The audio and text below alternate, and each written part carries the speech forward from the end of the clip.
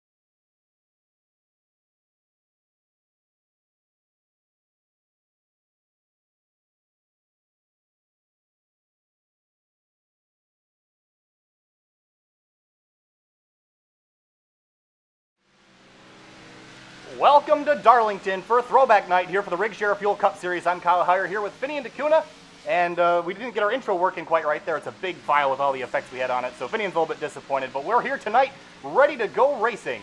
And at Darlington, we got 192 laps right now. We're qualifying, and right now on top of the board, Thomas George in the number 9 car, Finian. Yeah, it's going to be a fun race tonight. Darlington's been a pretty historic track, and honestly, there's not many better places really to do a throwback race than at Darlington. So yeah, Thomas George, again, done a fantastic job all season. He's on top of the board yet again. And of course, on the left-hand side of your screen, we're throwing it back a couple decades here, and if you're wondering why the aspect ratio is back to 4:3, that's just because we thought it'd look cool, and it certainly does here tonight. We've done a lot of work, put a lot of effort into this, so hopefully it shows off here this evening. We want to welcome you to SimTV here again. It's now 1990 or so, so it seems here, Finney, but we got a lot of cool throwback schemes. Look at the Rainbow Warrior on the 24, Brady Briggs, and Timothy Johnson's running a Havoline paint scheme on his car. Silliman's even throwing it back in the Rigshare machine this week. It is going to be a fun one to watch for sure. Jonathan Cadell in the 65 just pulled off of the racetrack, currently 7th in qualifying. But again, we got more on track. The 20 of Ethan Kurtz in a Home Depot scheme. Tony Stewart throwback. Yeah, no, beautiful paint scheme. Tony Stewart, of course, no longer running in Monster Energy Cup Series, but man, that 20 scheme was fantastic to watch on track. Liam Sheen in the 83 making his way around right now on that machine. And of course, Finian's got a nice little handy book to all the throwback schemes here this evening, but we have about 6.5 minutes remaining in qualifying here, Finian. But you saw in the track guide there, as you see Liam Sheen bounce off the wall, this place is extremely tricky. We ran it last night in the Unreal Tour, Finian, and this place is definitely one of the trickiest ovals on the NASCAR circuit. Yeah, especially coming out of turn 2. It's a very, very treacherous corner the way it the way it's made, and just the way that people drive it. You see a lot of the guys cut to the inside just at the last second to get a run off. That's the best slam, but it's also probably one of the most dangerous slams around here. And you got to really get up and acquainted with that outside wall because you're going to be up inside it of a lot tonight. You don't want to hit it though, Finian. You'll knock that suspension out, and I think we're going to see a lot of action up there, especially off of turn 2. There's going to be a lot of people running into the wall when they don't want to be, so keep your eye out for that. Travis McQuistion right now on that number 93, and we're going to have another camera on board here, the right side cam looking out the right front of the Toyotas here this evening, and you can see that right front fender and out the right side window. You're going to see a lot of action out that angle here this evening. Looking around Darlington Raceway, one of the oldest racetracks on NASCAR circuit and the first paved oval that NASCAR ran on. And this place, the front and back stretch swapped a couple decades ago, and since then it's been putting on amazing races on Labor Day weekend. But we're here in October here for the Fuel Rigshare Cup Series, ready to go for 192 laps. Finny, why don't you pull up that little key you got there, and let's run through some of the schemes we have here tonight. Yeah, so for, to start us off, Justin Rodden in the 01, he's going to be in a Cold Trickle Days of Thunder that ran in 1990. And let's see Greg Evans there in the number 2. You're mentioning Justin Rodden. And of course, look at that scheme. That's a Days of Thunder car. I like that paint scheme, the green and yellow. Yeah, then next on the list, we have in the 1, Dwayne Culberson. He's running a 1995 Dale Earnhardt Silver All-Star Special paint scheme. And Culberson not on track right now, so we'll skip ahead of the next one. Yeah, and then in the number 2, Greg Evans. He's going to be running a 1968 to 71 DeLorenzo Thompson Owens Corning Corvette. That's a lot of words there. Yeah, but a beautiful paint scheme there. The 5, Rett McBride. He's running a 1993 Ricky Rudd Tide ride. And it's the classic Tide car. I don't see McBride on the grid right now, Finian, so it looks like McBride has not managed to make it into the session in time. He's got 4 minutes left to do so. Yeah, hopefully he'll join us. But coming next to the 6 of Tim Silman, he's running a 1988 Martin Stroh Light paint scheme, or it's a tribute to that, with the Rigshare logos on there. Next on line, we have the 9 of Thomas George. He's running a 1987 Bill Elliott Course paint scheme. Beautiful, beautiful thing. Very fitting. Good looking race car, that number 9. Yeah, the 20 of Ethan Kurtz, like you're saying, he's running 2004 Tony Stewart Home Depot scheme, and that's the youngest paint scheme we have, just to kind of give you an idea of how far back we were going with these paint schemes. And then in the 21 of Nick Cohen, he's running a 1995 Kenny Wallace Red Dog BGN paint scheme. And there it is, that number 21 Toyota. Yeah, the 22 of Andrew Cardinale, he's running a 2001 Kevin Harvick Reese Fast Break scheme, the old Reese car. That's a nice one. Then the 28 Timothy Johnson, this is probably one of a personal favorite of mine, the 1992 Davey Allison Daytona 500 car. Yeah, beautiful, the Haviland car. We saw that a couple minutes ago, and I can't wait to see it back on the racetrack because that 28 is a gorgeous-looking paint scheme. And Johnston, of course, a recent winner in this series, looking to bring it back to winning fashion here this evening at Darlington. Yeah, 39 of Calvin Flores. He's running a 1999 Ernie Irvin Federated Auto Parts BGM paint scheme. Then the number 40 is Zach Buchanan. Is running a 1980 style Dunder Mifflin. Mifflin, there we go. Fox back.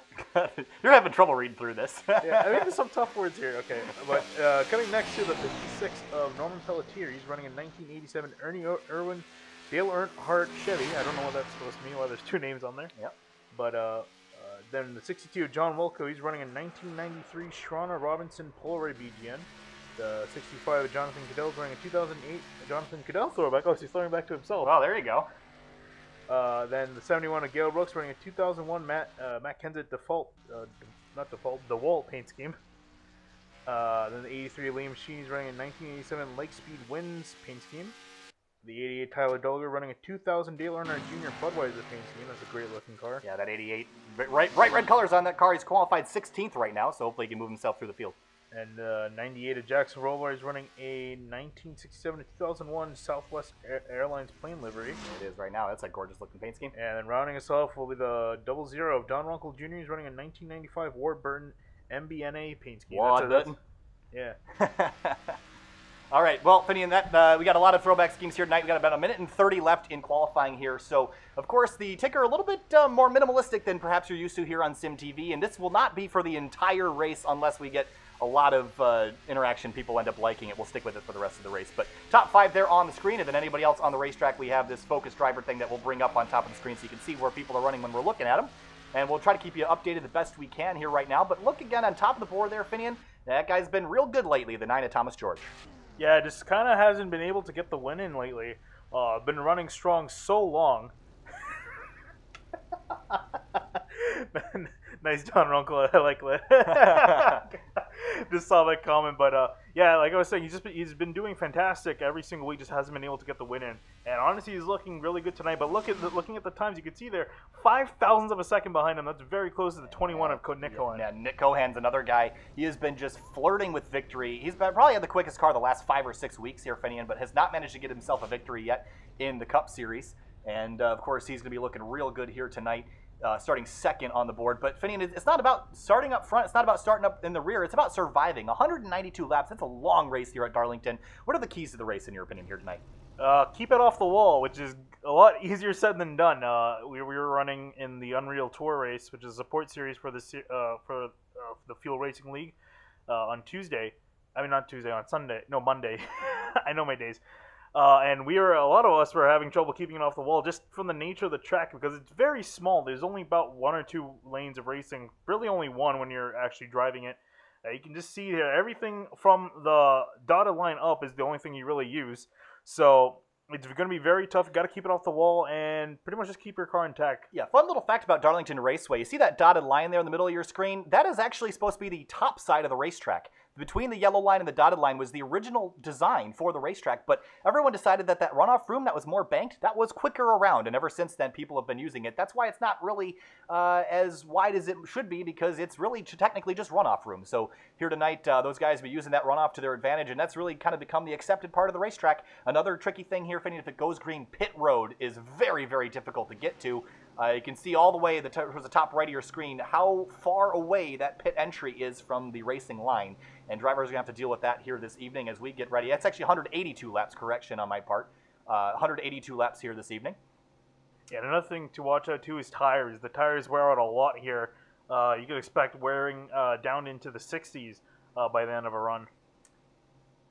I want to thank everybody that's watching, that's new here this evening for the Rigshare Fuel Cup Series and Throwback Night. And again, we're going to go back to HD quality here towards the middle of the race, and we'll go back to our normal graphics package probably towards the halfway point. So hopefully you can enjoy this a little bit and put yourself back in the days when you didn't have to take your shoes off at the airport, and little simpler times. And again, this evening we will begin this race 182 laps with the 9 on pole once again. And Thomas George, again, been so good recently, especially in qualifying. Yeah, and I was actually going to want to just kind of briefly, while we have the time, do a little points update. So, talking about the guys with wins, now these guys are pretty much secured for the playoffs, for the finals. We got Greg Evans with 2 wins, Rick Thompson also with 2 wins, so those guys are good. Timothy Johnson, Rett McBride all have one win. And then Tim Silman, Dwayne Culberson, Andrew Cardinale, Travis McQuistion, Ethan Kurtz, and Nicholas Cohen. They're all the guys that are locked in at the moment. Sorry, not locked in, but they're in on points. However, they can potentially be knocked out. So a lot of those guys and a lot of strong cars there that I mentioned towards the end without a win, all looking for the first win, and they only have 2 more weeks to do it. All right, so as we start our pace lap here at Darlington Raceway, Finian, 182 laps, we've talked about it. Our fuel window is 60 to 65 laps. Keeping your right side off of the wall, that's going to be another important thing to worry about tonight. Again, the Toyotas this evening are carrying that right side door cam. Nice little red roll cage on the 56 of Norman Pelletier.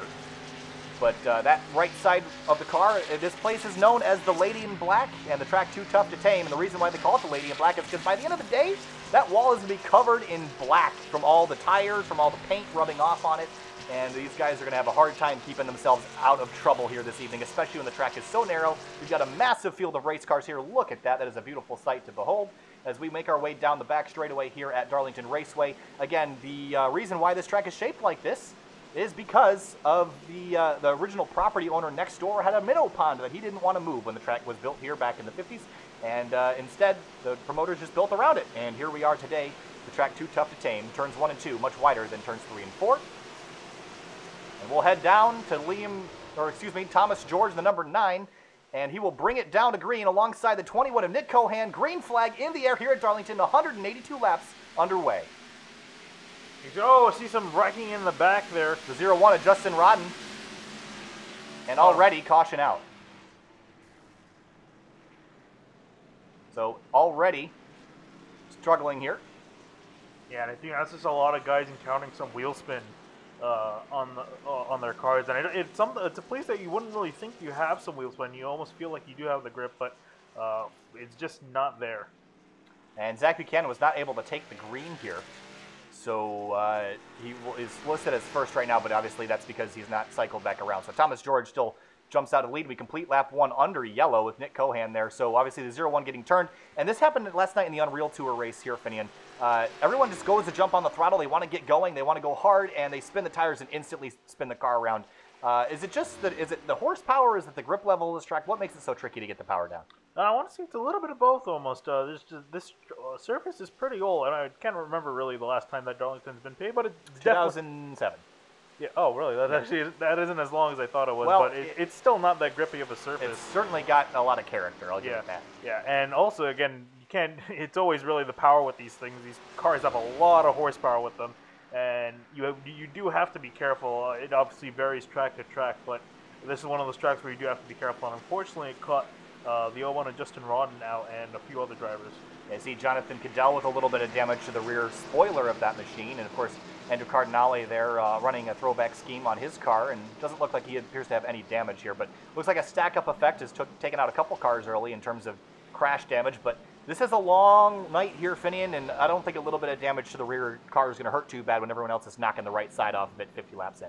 I was going to say, yeah, you can pretty much hit the back of the car. You want to just make sure you protect the front and the right sides because you're going to need it later on. It looks like the pace car has picked up the wrong vehicle here, Finian, so it's picked up Philip Clark in the 99. And so we got to get the message to the pace car driver. Actually, there's a car with severe damage there. Is Calvin? Oh, never mind. Or behind him is Dwayne Culberson in the 1. Mentioned the Dale Senior paint scheme he's got on there, and already severe damage to the nose of that number 1 car, and he'll have to come down and get that fixed. Yeah, I don't think that's the day he wanted at all. It's already gone off to a bad start for him, and he's going to spend a lot of time in pit road, potentially with required repairs as well, so he's going to have to potentially sit there because that's a lot of damage. And off to a bad start. So you can kind of deduce what happened there with the 65, the 0-1, and the 1. You can kind of match the damage to the front and rear and discover what exactly happened here. So off to a slow start here today, but Thomas George, your leader right now. And of course you can see up ahead the pace car has picked up the wrong vehicle, so looks like we have a little bit of work to do in terms of getting those cars waved back to run at the lead lap. Yeah, I was going to say these guys should be able to just get the wave around when the pacer comes by for 1 to go to green, so they should be cycled out without any worries. All right, so already 3 laps into this event here tonight, and it's a long one. As we mentioned, 182 laps to get through, and we're through 3 of them. So I want to talk about turn 3 here a little bit, Vinny. I mentioned it in the track guide, but as we roll down the back straightaway, the outside line here, you're going to see a concrete wall stick out. Does that make you drive the entrance to turn 3 any differently? Yeah, you do want to make sure you're just a little bit off the wall for when it does actually poke itself out, and just kind of plan accordingly, because otherwise if you get sucked into the wall here, the wall kind of bends out towards the safer barrier, so you could potentially end up getting a lot of damage if you hit where the safety barrier. Safer barrier. I can speak. Coffee. Yeah. Opinion. Anyway, let's take another look at Tyler Dolger's 88 scheme. We didn't really get to take a look at this during qualifying, but that Dale Jr. throwback looking mighty nice on that 88 car here this evening. Yeah, it's always a fantastic scheme to really see on any car, and it really fits the lines of Toyota, gotta say. All right, I'm sure a lot of hardcore fans will probably disagree with you on the Toyota part, but hey, car is a car is a car. You see Norman Pelletier in the 56 also running a nice scheme there, and I think he's got 2 drivers that he's emulating with that one. Travis McQuistion in the 93 also running some gold, black, and white colors on his vehicle. Yeah, also the 00 of Don Uncle Jr. is also running a pretty fantastic scheme. That's the MBNA scheme. Oh yeah, that's a throwback to the late 90s, I believe. Yep. Correct. I remember seeing that scheme in a lot of old videos from back in the day, from when we were just little babies. 1998 is when we were born, so that's a little ways to go here. But we head back up to the front and see if the pace car has got itself sorted out. Does not appear that it has. The first car in line was Philip Clark. So you see the light still on the pace car. It should be coming to 1 to go, I would imagine now. The question now becomes, will the wave around be properly assessed to these vehicles? For their sakes, I hope. So here comes the pace car across the line, lights are out, and yep, I can see Philip Kruk, he goes, and everyone else behind him. All right, so that will sort the field back out. Thomas George will resume the lead position right behind that pace car, and we'll go double file. Taking the inside line for the restart, is that what you would do? I mean, the outside line here is really a preferred line, but what about the restarts? I think definitely you want to be able to at least have the inside line, kind of has breathing room, especially coming out of 2. You really don't want to be on the high side coming out of 2. That could be pretty treacherous side by side. So I think it's a little bit more, it's more of just for comfort, really, on a double file start like this. And we mentioned earlier the 28 of Timothy Johnson running the Davey Allison throwback, and look at that car. That is absolutely gorgeous. So we want to thank Timothy for running that here this evening. And a recent winner here in the Fuel Rigshare Cup Series. Yeah, I was going to say he's celebrating from that, knowing that he's pretty much locked in and just has to race this one out. And Jackson Robillard. Oh, look at the 13. Gabriel Perry running a Mark Martin throwback there. Yeah, that's a good-looking car. That's a really beautiful one.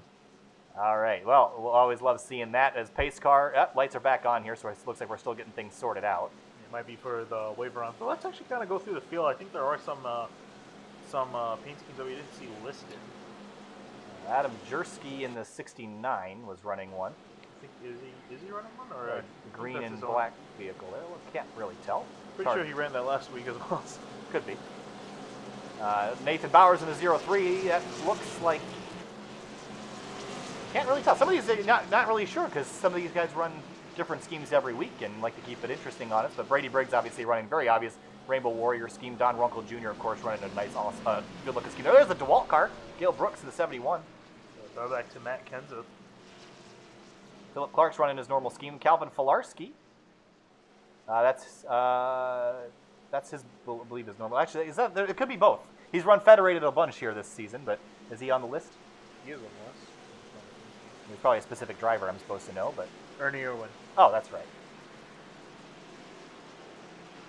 All right, and of course the one of Dwayne Culberson, we mentioned at the senior paint scheme, but obviously got some pretty major front end damage, so that'll be not a whole lot of fun to work with here tonight. Pace car pulls off. Thomas George and the number 9 will be back in control of the restart here with 175 laps to go. He'll take back over alongside Nick Cohan. And green flag back in the air. AT guys still a little bit more squirrely, but it looks like we're ready to go here. And George gets a fantastic lead over to the outside car, and you can see now the two of Evans. I hear some people banging off the wall, and I think one of them was the 28 of Johnston. A little bit of right side damage, indeed he does, but as we watch through the field here coming off of turn 2, you don't want to get yourself in that wall. You see the 0-1 getting awful close to it. There's Cardinale jumping out of line, and saw the 0-1 make another move down to the inside here, but I couldn't quite catch. He's coming down to pit lane with some damage on that car.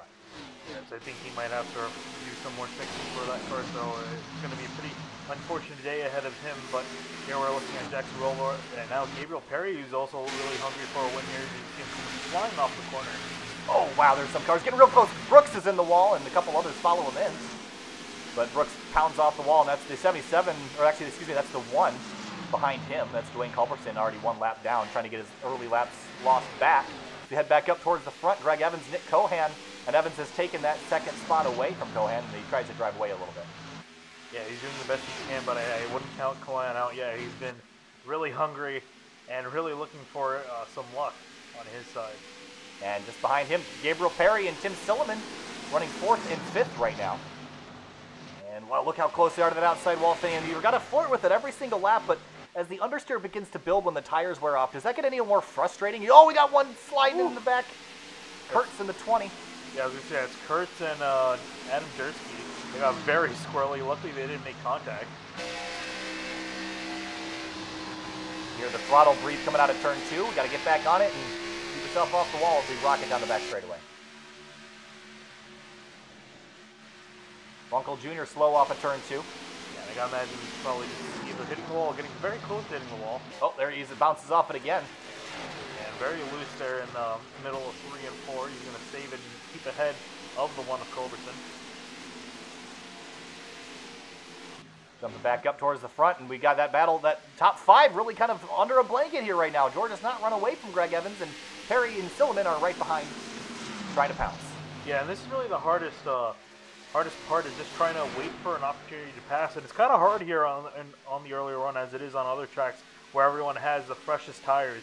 It's kind of pretty much single file racing. You're going to have to wait later on for potentially guys to make a mistake, and at Darlington, that's inevitable in most cases. And you see Perry scrape the wall there a little bit. Sparks flying off the side of the 13 as he come up off of turn 2, heading down the back straightaway. Tim Stillman looking aggressive here. Running the Rigshare gyro cam again here this week as we ride through turns 3 and 4. And notice how, too, he's trying to run a higher line, trying to get the run out of the corner. Just a little bit squirrely on exit, though he's going to lose some ground to Gable Perry. Well, so far so good. Things are actually kind of getting into a groove here just a little bit as we work our way onto the backstretch once more.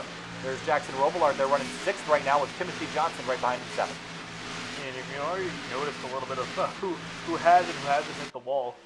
Some guys with some damage. Actually, Perry, I think, just hit the wall. Yeah, Perry's bounced off it a couple times, but the good thing is the right side's pretty reinforced here at Darlington, and the safer barrier softens things just a little bit, so it could be worse for sure. But you really only can afford about 10 to 15 slight bounces before you start to lose the handling. And if you make one small mistake, as you saw in the track guide earlier, you can really send your night into a bad downward spiral. I was going to say, you have to really manage how you hit the wall, if anything. You don't want to have major damage that can affect your handling, and it can only go south from there. Brady Briggs in the 24 up to 13th, trying to get around Norman Pelletier in the 56. That's another thing, Finney, and this track is impossibly difficult to pass at. There's not really a whole lot of lanes to get by somebody, and don't even try running side by side into the corner entry. Oh, for sure, especially off the exit. It gets so tight because it's potentially one lane coming out of 2, and just in most of the corners as well, just not enough room. So typically you're going to see a lot of passing on the straightaways and going into turns or coming off on exit. Nathan Bowers trying to track down McQuistion, but McQuistion's to the inside of Jersky here. This is going to be for 9th. You see a lot of these guys being very cautious, just trying to give each other room. You see, ooh, that's the 03 of Bowers. Dives to the inside, looks like he's going to save it. He almost lost it there off of turn 4, but collected himself and will continue forward. As meanwhile, we head back up to Timothy Johnson, who's right on the rear bumper of Jackson Robillard. Let's quickly take a look out the right side door of this 28 car here, Finian, and that wall, you can reach out and touch it. Yeah, it gets very close, especially here. You see in the middle of 3 and 4, you get all the way up there, and then you cut down low for exit, and you can honestly keep on for this to see them how they go through 1 and 2, because that's where they get very, very close to the wall.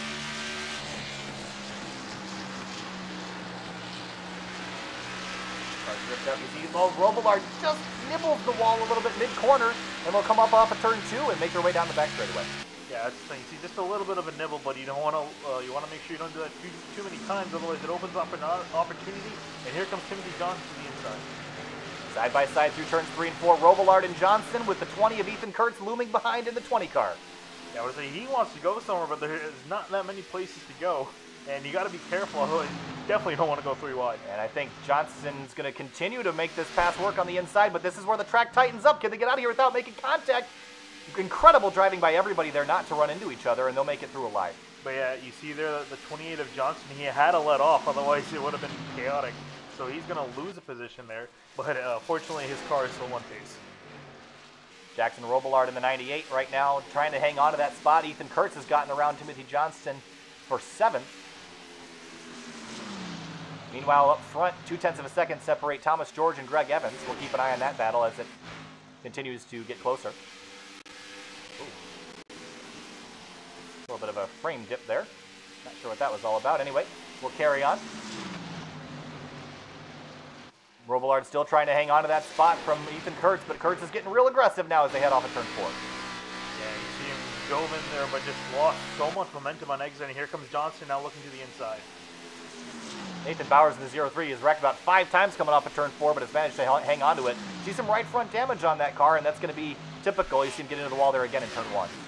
Yeah, just a little bit of a bounce, and honestly, if you can time that right, you might be able to help you on your turn, but you want to be very careful of how you use the wall. Otherwise, you can really pay the cost. Bowers and Dulger here running 12th and 13th right now in the 03 and the 88, so not an incredible start to their day, but not a bad one either. As let's head back up to the lead here, Finney, in 3-way battle for the lead on with 161 laps to go, lap 22. Yeah, you almost say it's too early for this. Wow, look at Evans. He's sideways coming out of the turn, but he's going to try to use as much momentum as he can to his advantage. But yeah, again, these guys are all caught up, but it's just a matter of, do you want to make a pass this early in the race and risk ruining your car, or do you want to just kind of sit there and ride, considering the leader is right in front of you. It's so hard to pass here at Finian. I think you got to use all 161 laps as passing opportunities because as the laps wind down, the tires start to wear off. Passing's going to get trickier and trickier and trickier. So I'd say do it now while you still got the tire and make everyone pass you later. Off of turn 2, here they come down the back straightaway, nose to tail, off into turn 3. Lap traffic to the inside, that's the 46. Yeah, and Fred Thompson, he's going to move out of the way, and these guys are going to continue on racing. And Evans looked like he had the opportunity there, but didn't do it because Thompson was there on the inside, so he thought better of it, so he's going to have to kind of build that up again. But he's really close, and it's just a matter of where he wants to place the car. Great three-way battle for the lead with 159 laps to go. And that two-car, Greg Evans, we've mentioned it. He's been so quick. He's got multiple wins here this season. And he's charging for the lead here with about 25 laps in the books. Yeah, he's vying for a third win. And he's probably one of the strongest cars we've seen in the Fuel Cup Series. You see a lap credit move out of the way. The 83 of Liam Sheen. Yeah, that's kind of just showing that the lap cars pretty much have to dive below what is supposed to be the apron. And you see also, is that Tim Stillman in the background? Yeah, that is for fourth, so he's dropped off quite a bit. So is Perry. I'm going to cut you off real quick, Finney. We got a massive battle. Look at that. That's the 88 of Dulger following Briggs, Cardinale, and Pelletier. But Pelletier got a chunk of the wall there off of turn 2. He's going to keep it going. And how about Cardinale charging up through the field? Yeah, Cardinale started at the rear tonight and has already moved his way up into 11th. So that 22 moving forward here tonight. Yeah, so he's showing that he really loves this track. Briggs and Dulger, two very famous paint schemes of the late 90s era. Yeah, I noticed 24 Briggs kind of swerving a bit, so I wonder if he has a lot of damage. You can see him loose mid-corner here. There's a lot of right front damage, especially to the splitter. Here's Gale Brooks to the inside of the 88 now. That'll be for 13. Yeah, and you see that Dulger had to back out because he caught up to the 24 so much of the corner he couldn't go anywhere with it. And now you see Brooks got around him, and he's going to try to have a turn at the 24. You see the 24 Briggs all kinds of loose off the corner. And heading back up to Cardinale and Norman Pelletier. These guys have been in a pretty intense battle lately. Update on a couple cars here. Finian, Adam Jersky, the 69, has retired that machine alongside the 65 of Jonathan Cadell. Whoa! Cardinale on the wall. Yeah, he had the power down there off the corner and just never had it going straight and packed it into the fence. And that was concrete that he hit, not safer barriers. So that is going to hurt for sure. Yeah, so he's going to have to kind of recuperate and go back at it. Shouldn't be too terribly bad. Could be worse, like the 24 Briggs still sliding in the background. And the battle for the lead still heating up now. Look at Cohan all the way down to the bottom, saving a loose race car, but Greg Evans looking for that opportunity to get around the 9 of Thomas George. Now, the one thing that there is a risk to doing here, Finian, is, as you mentioned, is it too risky to pass? I don't even think it's the passing that's the risky part. I think it's just trying to outrun people is the risky part. You'll pack your car in the fence 5 times trying to keep pace with these guys instead of running your own races. Caution flies, and Dulger in the 88 is going to go around. Yeah, and I got to imagine that might involve the 24 Briggs. Yeah, so you're all going to get to rest your eyes for a second because we don't have the old VHS effect on the replay screen. I figured that would be more of an annoyance than a help.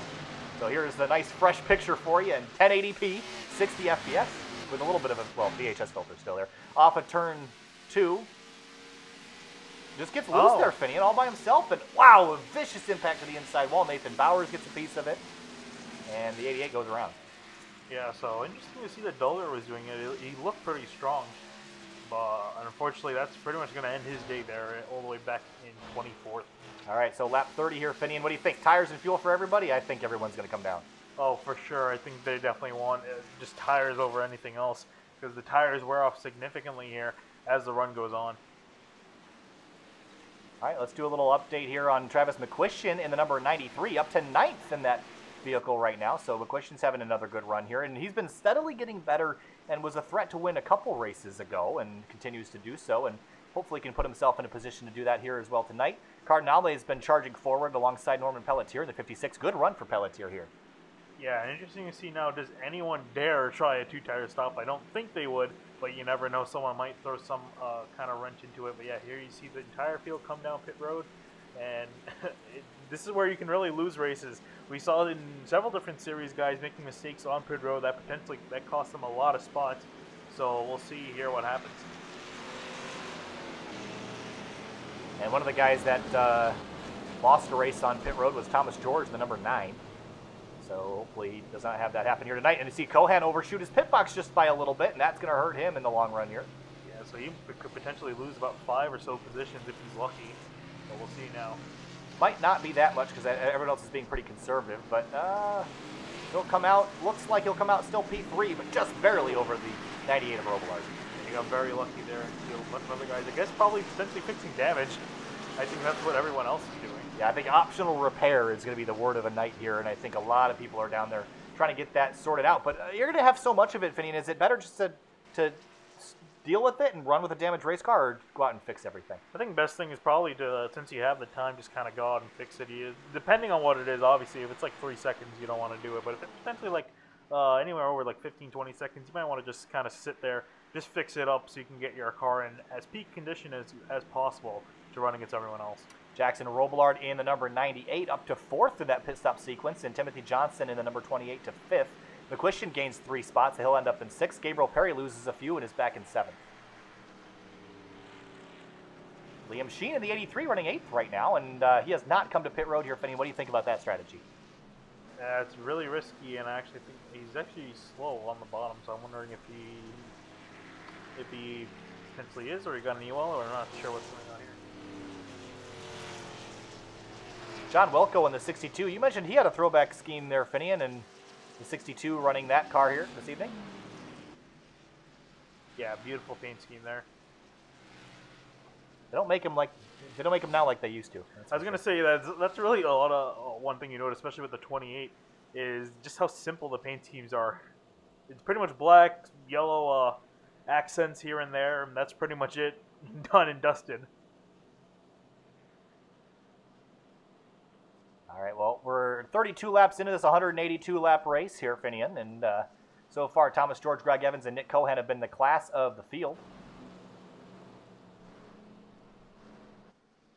And they continue to lead here with Jackson Robillard and Timothy Johnson rounding out the top 5.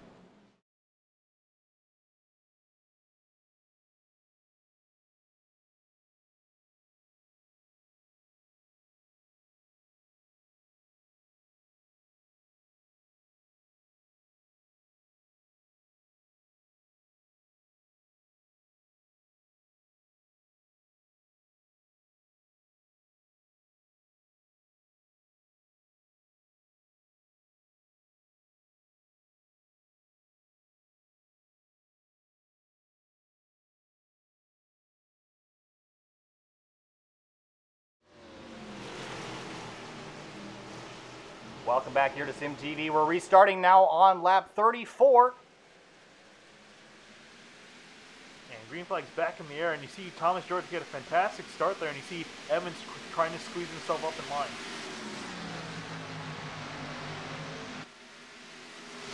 Thomas George jumps out to an early lead again, and he's going to try to get as much as he can as the 2 of Greg Evans is in behind. Jackson Robillard, Timothy Johnson, and look at the 6 of Tim Stillman. Lost a couple spots in pit road and is going to try to make those up heading off into turn 3. Yeah, and it looks like he's showing no signs of slowing down.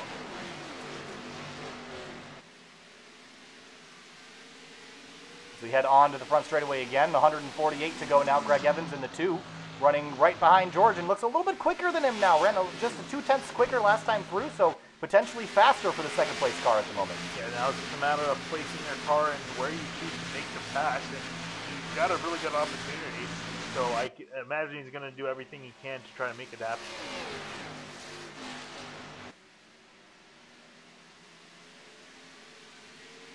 On the front straightaway now, 147 to go.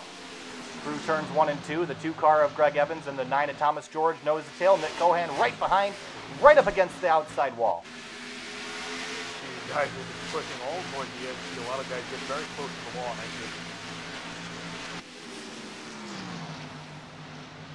Take it with Gail Brooks in the number 71. running 10th right now. Finally got himself inside the top 10. There's Andrew Cardinale, who came all the way from the back, running 11th right now, and potentially trying to move himself forward. You see Ethan Kurtz lost a couple spots on pit lane, potentially fixing damage. He's all the way back in 16th.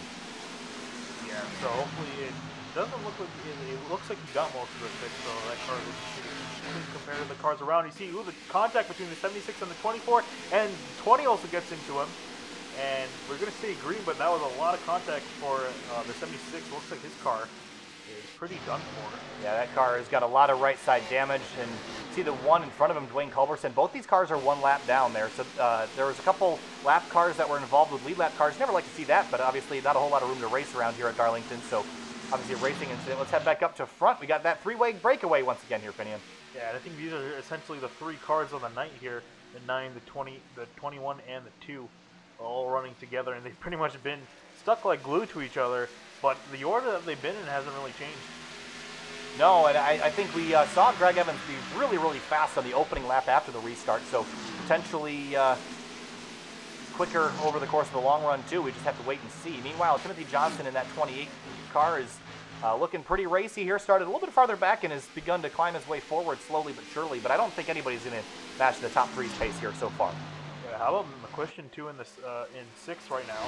He's doing a phenomenal job. He's been doing pretty well the last few weeks, so he looks really racy.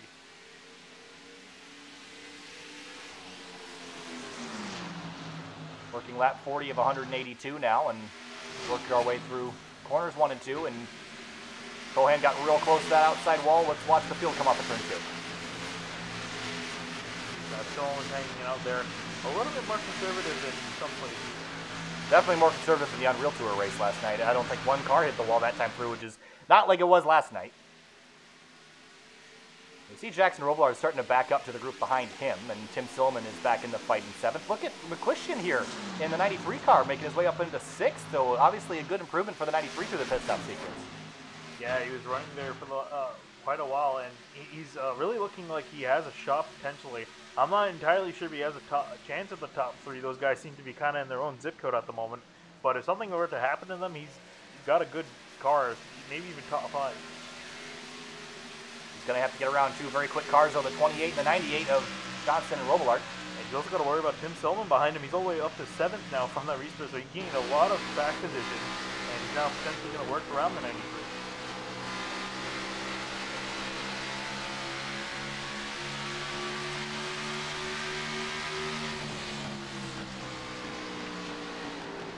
We're going to go to a little crank it up here and give you some beautiful audio from Darlington Raceway. We'll be right back with you in just a couple moments.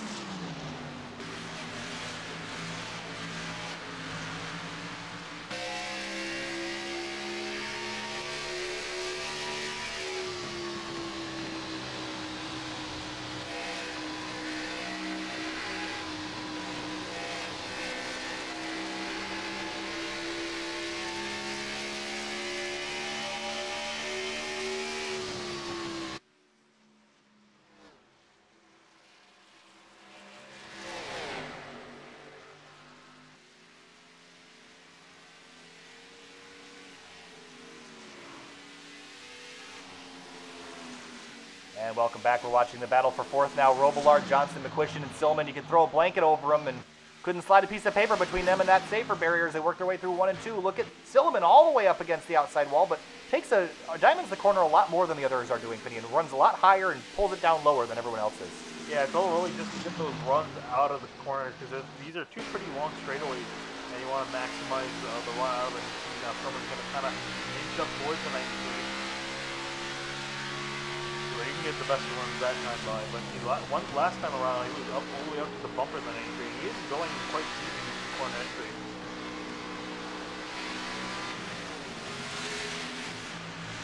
And wow, we see Silliman jump into the inside of McQuistion now and try to take that spot away, and he will. And McQuistion will smartly let that position go for now. You got to think about the big picture. You see the 98 getting into the wall just a little bit. Let's cut to the lead here real quick, though, Finian. It's real tight for the lead. Yeah, you see real tight. Yeah, Evans is all the way up to the back bumper of George. Had to back off as they head into the corner. So, again, it has to separate a little bit. But, again, it's a matter of just trying to time the run out of the corner. I think that's really where guys are going to be able to make their runs and make their passes, like we saw with Tim Tillman.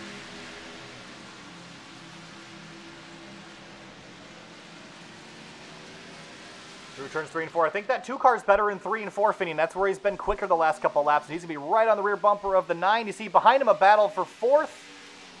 And that's Johnston to the inside of Robillard. Can he complete that pass down in turn 1? Will Robillard let him go? Not quite, and Robillard gets pushed into the wall, and Silliman's going to get bounced off. Can he save it and hang on to it? McQuistion jumps down to the runoff area to try to save his car as well, and they'll get it sorted out, but that was a wild moment there for a second. And here comes Perry. He lost some ground on that from that last restart, but now he's back up trying to get around McQuistion and Stillman. And you're going to want to pounce when people get squirrely like that, Vinny, and it's so hard to pass. It's easier to pass people when they're all out of shape. And here comes Perry trying to take advantage of McQuistion and Stillman's slow lines through 1 and 2. Yeah, great job by Stillman, though, to save that. That could have been a disaster had he not driven it as well as he did. So he's going to have to save that car. I can imagine he might not be entirely happy with the 98 of Robillard. And Gabriel Perry running 8th right now. Started up a little bit closer to the front, so it's been a little bit of a backward slide for him so far. But you see Liam Sheen right now spinning off of turn 2. Still green flag. So it looks like it's out of the way enough to not trigger the caution, but kind of wonder what's going to happen, or what happened to him. And we'll continue to stay green here. Go back, take a quick look at it.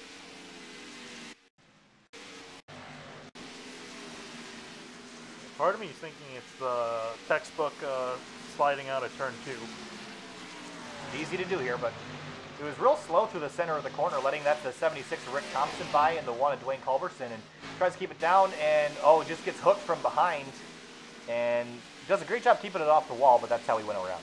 Yeah, so he did spin out of turn 2, but had a little bit of help from the 1. So unfortunate for the 93 there. Not 93. Pass for second. Nick Cohan takes over. Gets around the outside of Greg Evans, and there was a little bit of traffic there that might have necessitated that switch for position. Meanwhile, Gabriel Perry and Andrew Cardinale, Perry's off pace here, Phineas. Yeah, I'm wondering if something happened to him that potentially took him out of this. And so is Pelletier. He's very slow. And Pelletier was actually running, I think, right behind Perry. So kind of wondering if something happened between them. He does have a decent amount of right front damage, and his car looks pretty off the pace. Yeah, let's go back and take a look at what happened to the 56. Oh, wow. Yeah, we cut back a little bit before that. I think he was trying to react to Perry, and I think he got loose by himself. Oh, yeah, just had the power down a little bit too much there, Finian. Yeah, I think he was panicking because he saw Perry starting to spin, and himself trying to react to that, he got himself loose. Well, he did a good job hanging on to it. We'll continue to race to see another lap. But Pelletier slips back to 13th, Perry to 9th, Andrew Cardinale up to 8th now in the number 22. Look at Silliman sliding on the straightaways. Yeah, you can see that's pretty much, this is all they're doing. All the tires now starting to wear out. Everyone's sliding all over the place. And it looks like McQuistion wants to have another go at Silliman to get around him. He was ahead of him at one point, and that 93 looks pretty strong. 93 does look strong indeed, but how about that 21 of Nick Cohan? As soon as Greg Evans pulled over and let him by, he's been on the move trying to chase down the leader, number 9, Thomas George, who's led every lap so far. Yeah, and he's just, again, just so close, just not enough to really make the pass happen. They're very close to doing it. Philip Clark. Philip Clark, the 99, yep, slow off turn 4. But we'll stay green. Yeah, it's just a matter of when it's going to happen. There's another puff of smoke there. Yeah, it was just out of frame there who that was. And there's the yellow.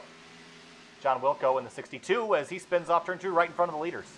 He's got some heavy damage to his car. Yeah, I think that was only a matter of time with how many cars were slipping and sliding here. Off of turn 2, gets into the wall, and that's typical Darlington crash there, Pinion. Oh, and into the wall hard, just like the 88 of Tyler Delger. All right, well, caution is out here, so we're going to go through a pit stop sequence, and we'll be right back in just a moment with a little bit of a design change.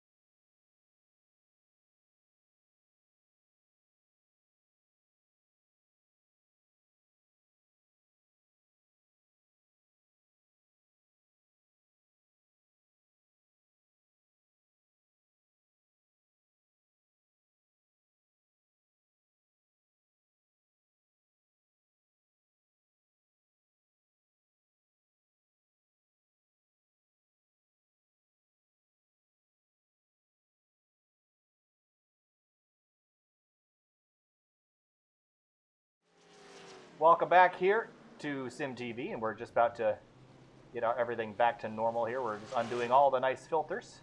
And there we go. We are back to 1080p, 60 FPS, and nice crisp images here, and back to our old ticker. And as the field leaves pit lane here, it looks like Thomas George will retain that lead. Wow, it is amazing how clear this image is now. Yeah, compared to what we were looking at earlier. Welcome to 2018, everybody. Yeah, and all the information we have there, you can see positions 1 through 15 and then toggling there. But yeah, so as we try to suck through the order there, so yeah, Thomas George, Greg Evans, Nick Cohen, Timothy Johnson, Philip Clark is actually showing in a really high position. Clark has not come to pit road at all yet today. Actually, that's not correct. This because just opened ATVO, has not pit on this cycle. So Philip Clark will likely come down pit lane this time through. Man, it is the image is so clear. My goodness. Yeah, and Andrew Cardinale notably in 7th. Yeah, that 22 car has been flying forward. Actually 6th now because Clark is pulling out of the way. So cars that have moved forward so far, Cardinale in the 22, the 71 of Gil Brooks. Calvin Filarski in the 39 having a good run so far in that Federated Auto Parts car. Even the 20 of Ethan Kurtz, he's moved up a few spots. Whoa, a lot of guys. Robillard's flying through here. Careful, buddy.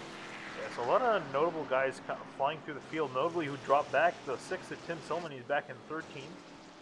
Long pit stop, probably fixing damage, and I believe that's probably why the 98 was so slow on pit road as well. And also Gable Perry's going to drop all the way back to 16th, so he's got a lot of traffic to work through. Yeah, I think a lot of that's fixing crash damage, and of course you're going to want to do that when you have time to do it. But so far, the top 3 guys have pretty clean-looking cars. I think the exception there is Nick Cohan's got a little bit of right-side damage to that car, as does the 28 of Timothy Johnston. But as we work lap 58 of 182 here, Finian, it seems like the top 10 really kind of keeping the sides on the cars. Everyone else from there on back is struggling later in the run. Definitely so. So as we so honestly, I gotta ask you, who do you think is looking really strong right now?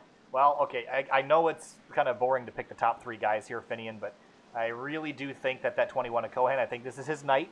He's planning this out just right, and I think the way that things are going, he's going to be in the catbird seat if the 2 and the 9 get together later in the race. So I'd keep an eye out for that 21 car, the Red Dot Toyota. I think he'll be in contention by the end of this race.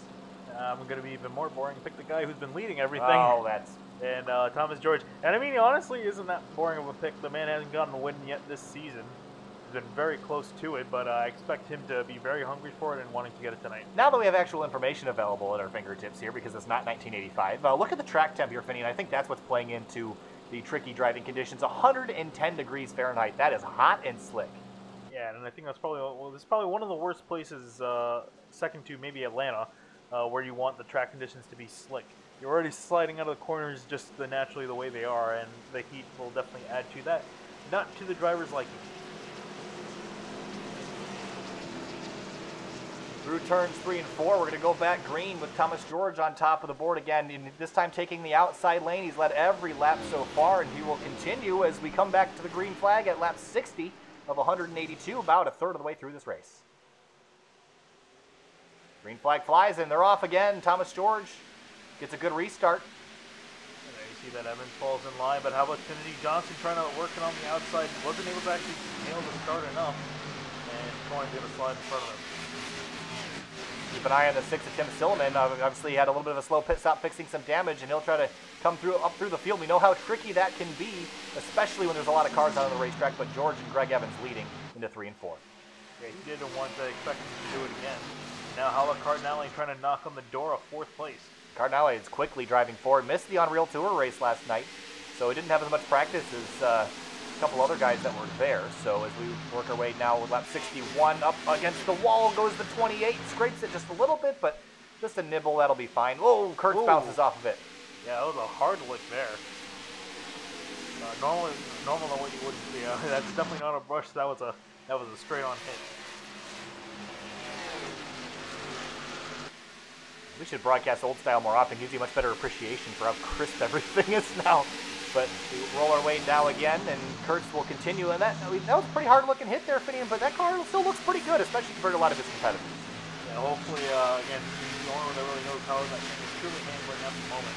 So hopefully for his sake that it is handling as well as it was beforehand.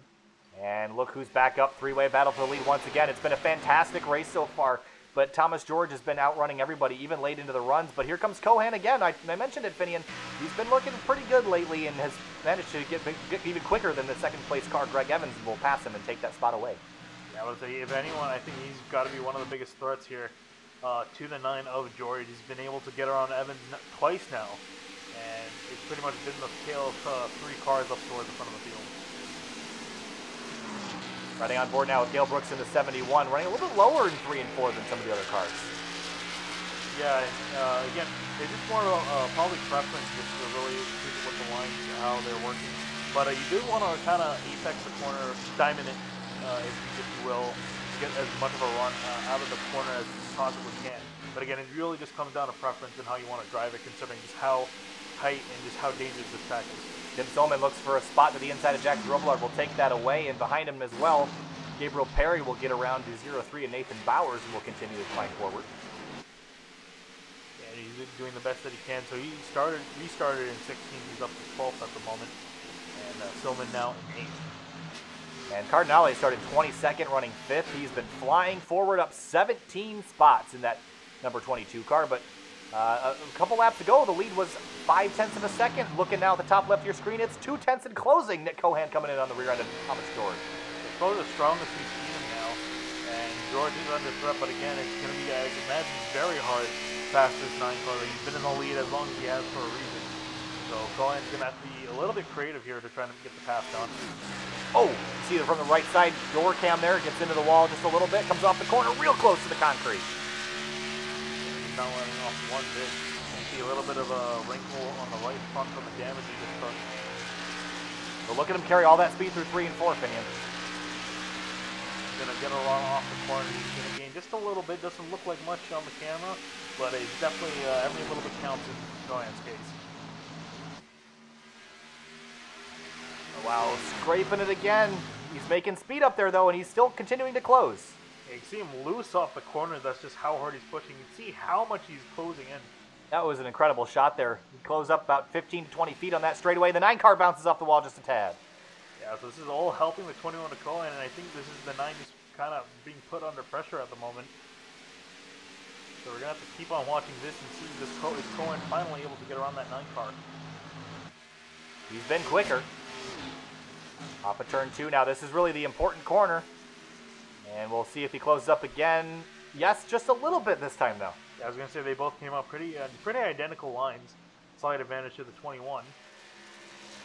And about half a lane up higher for the 21 at Cohan, and that will help him on the corner exit. He's going to get a great run down the front straightaway, but not going to be close enough to get a nose in just yet. Yeah, he's slowly kind of eating into the 9's lead. Again, not close enough to make the pass. But you want to at least, at the very least, put pressure on the car in front of you, make him feel like he's under threat, and then let him crumple under pressure. Just realized we still had our microphone filter on, so welcome back to 21st century microphone audio.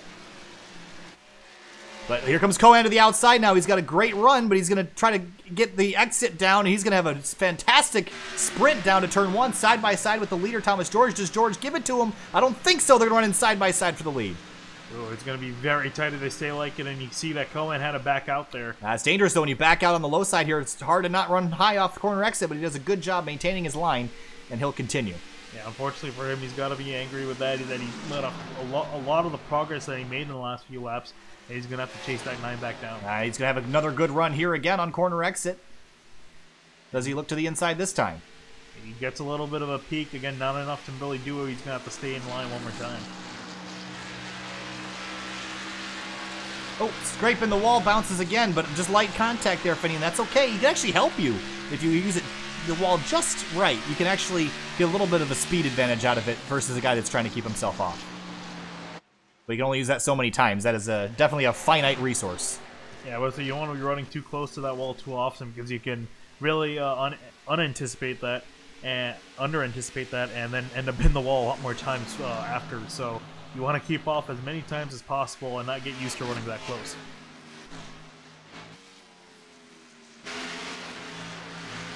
Field spreading out behind him. It's been a very good race so far, extremely competitive, and the top 3 have pretty much been covering the field in terms of the speed right now, but I'm kind of surprised. We've only had a couple incidents here tonight. Finian was expecting more. Yeah, it's been a fairly clean race for considering how hard Darlington is to drive. Cardinale with a wild save off of turn 4. Yeah, and pretty much just kind of explaining what I was talking about there. Watch the steering input of this 22 car as we come off of turn 4 here. Gets into the wall mid-corner, gets down off the exit. A little bit too much throttle. Ooh, wow, that was a good save. Yeah, and again, making it look easy there. It's a very hard thing to pull off trying to save these cars, and he did a phenomenal job. Trying to track down Tim Silman in the number 6 car. And Silman had to fix crash damage earlier in pit lane and has since moved his way back up into the top 6. Wow, look at Thomas George almost bounces off the wall. It's going to give Cohen a great opportunity to get to the inside, but he'll back away and try again here entering turn 3. Again, this is kind of one of those things where you pick and choose your battles. Cohen could have definitely sent it in there, but he didn't want to risk it. Otherwise, they both would have had some wrecked cars, so he's going to continue at it. But I definitely think that George is starting to feel that pressure now. Through the top of 1 and 2, and again, you got to apex this corner real late, and you can see Cohen just a little bit lower, and that'll help him get a good run down the back straight, but I don't think he's going to be close enough yet again. But look who's creeping back into the picture here, Finney, and the 2 of Greg Evans. And he's just kind of been lurking. If he's not been with them, he's been lurking right behind them. So you really can't count anyone in this top 3 out. And honestly, started to include the 28 of Timothy Johnston behind him. George driving in deeper, but I think Cohen's making more speed from the center off.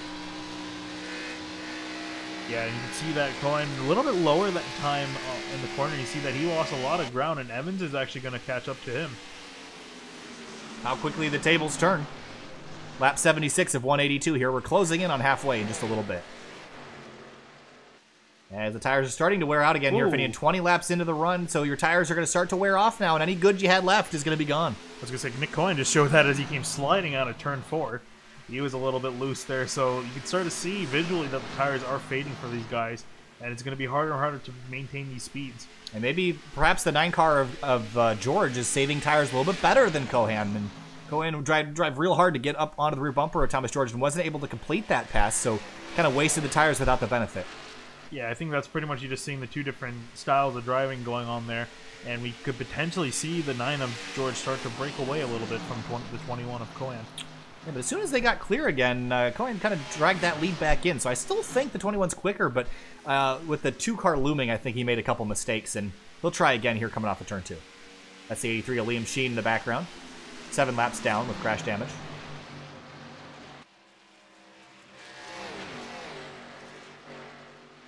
Battle for position here for 7th, the 98 and the 22 side by side, and it looks like Robillard will try to cling to it as they come off of turn 4. Yeah, it looks like Cardinale is starting to lose some position.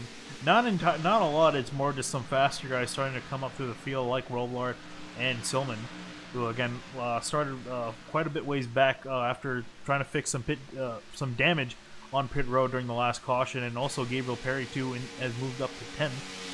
He's a little bit ways behind as well. Yeah, it was real loose off turn 2, but collected it and will continue. So I don't think this battle's quite over yet here, Finian. Cardinale is still keeping in touch with the 98.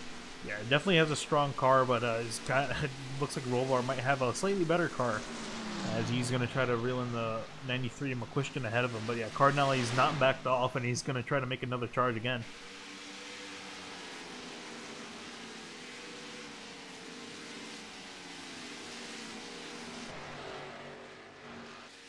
Here we have the battle that's been going on since the green flag dropped, essentially. His entire top 3. It looks like Evans has fallen just a little bit back. Again, not a lot, but a lot more than we've seen him. I just cannot recall a race here, Finian, at any point in the year for this Rigshare Fuel Cup Series that we've had a battle for the lead with 3 cars for the entire race. I mean, this has been an outright sprint for these guys ever since we dropped the green. Potentially Michigan was pretty close. Yeah, but Michigan, remember, we ended early there.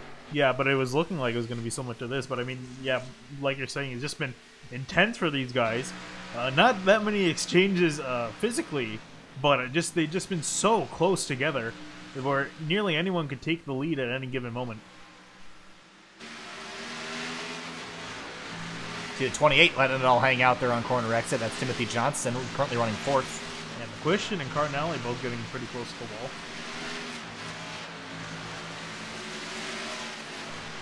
Big battle there with Whoa. Rich Jet. Cohan looked really loose, but he's going to keep on going. Yeah, Cohan's, again, we're letting it all hang out. He is, I mean, they ran 0.02 of a second apart. I think they're pretty much identical pace-wise, but behind him, Evans was 0.2 faster than both last time through, so I think it's all equalizing now, and behind them, you can see Timothy Johnson just waiting in the wings for these guys to wad each other up. We're 100 laps to go now here, and Cohan scrapes the wall again in 3 and 4. And it looks like that didn't really hurt him at all, and he's going to continue on charging. But how about you see Johnson now trying to defend? And that's Liam Sheen there. It's a lap down car. He's got fresh tires, so the 28 pulled over and let him go. Thinking big picture is the 28 of Timothy Johnson. Again, locked into the playoffs here. You're going to see some smoke off of turn 2, and I think this is the point where we're going to start losing people's handling. And Tim Silliman actually off the pace. He's down on pit lane. I wonder if that was him. Let's go take a look. Potentially so. He does have some right side damage, and that's where he got it. Take another look.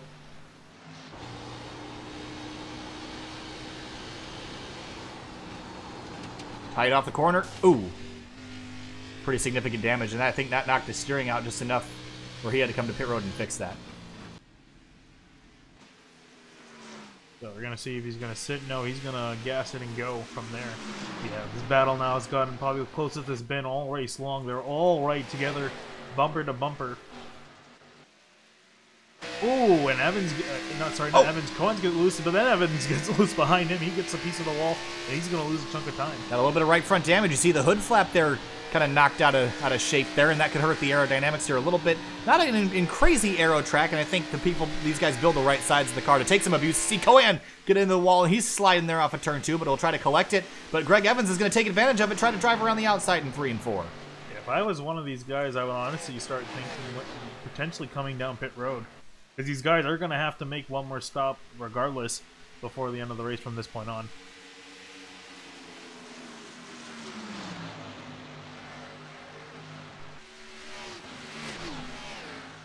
Yeah, that'd be close. You might be able to stretch it and manage one more stop here, Finian. So I think that is also in the itinerary here. If you go, we're 30 laps into a run here. You can go about 60, 65. So that puts you with pretty dang close to the window to make it to the end. So that's probably on some of the radars here. I think it's just in terms of the tires, you're going to want to come already 2 seconds off the pace from where they were just 15 laps ago. I was going to say, that's, I think, the big one, really, considering how much the tires fall off, that you could potentially make it up on the newer tires, catching up to the guys that are still staying out. So a bunch of strategy that could be played, and we're going to see some guys maybe start making some calls soon. And Andrew Cardinale running right behind McQuistion. A little bit of contact there off of turn 2, but Cardinale's going to jump to the inside, try to take advantage of the 93 Ultimate Toyota Camry. Here he comes to the inside in 3 and 4. It doesn't matter now. Can he make it stick? McQuistion's got the run. Here comes Cardinale charging. Oh, contact just a little bit. Ooh. Yeah, that could have been very bad, but he's going to keep off of it just enough. And they're going to continue on into turn 1. And Cardinale's going to try to back up the corner here to get a run. You see him breathe the throttle there. Exit low, and the 93 is going to be slow, and here they come down to the inside now. And you see he's got the fender in there, and there they go, and it looks like McQuistion's actually going to let him by. Yeah, McQuistion, that was a smart move there. Just the 22's faster, he's got the inside. You might as well give him the spot and keep yourself out of trouble. Meanwhile, Tim Silliman and Gale Brooks have just traded spots. Silliman trying to make time back after pitting earlier, and maybe the undercut potentially something that'll work out for him later in the run. Yeah, you can just see, we should honestly just keep an eye on Silliman just to see how fast he's passing everyone, just see the new tires versus the old. Yeah, the closing rate is honestly ridiculous how much it is on fresher tires. You see now him just completely going to blow by Bowers. Granted, Bowers does have some damage, but Nolan Pelletier. Oh, Pelletier bounced off the wall in the middle of the straightaway here, and Tim Silliman's going to try to go around the outside and take that spot back away, but the 56 shuts the door, and this isn't for position, I believe. The 56 is up in 11th, and Silliman's a lap down. Part of me doesn't feel like he did that on purpose. It was more just the car getting really tight on those older tires, but Silliman's going to get around regardless. You can see just how much he's closing in compared to everyone else. So this is the worth of fresh tires and something that these guys might start considering. So we know that Silliman has made a stop. He did get a little bit of damage and lost some time on track before he made the pit stop. But he is now committed to making at least one more stop again after this, and everyone else is potentially going to make just one stop to the end completely. So And Thomas George has opened up the lead to the largest we've seen at this race. 0.8 of a second Oh, in and the there 21. goes- yeah, there goes Cohen. And that almost looked out of control, but he's going to pull it down to the pit lane here and come in 4 tires and fuel. So you're definitely going to make one more stop, and I think that makes this a 2-stop race for everyone else that hasn't pitted yet.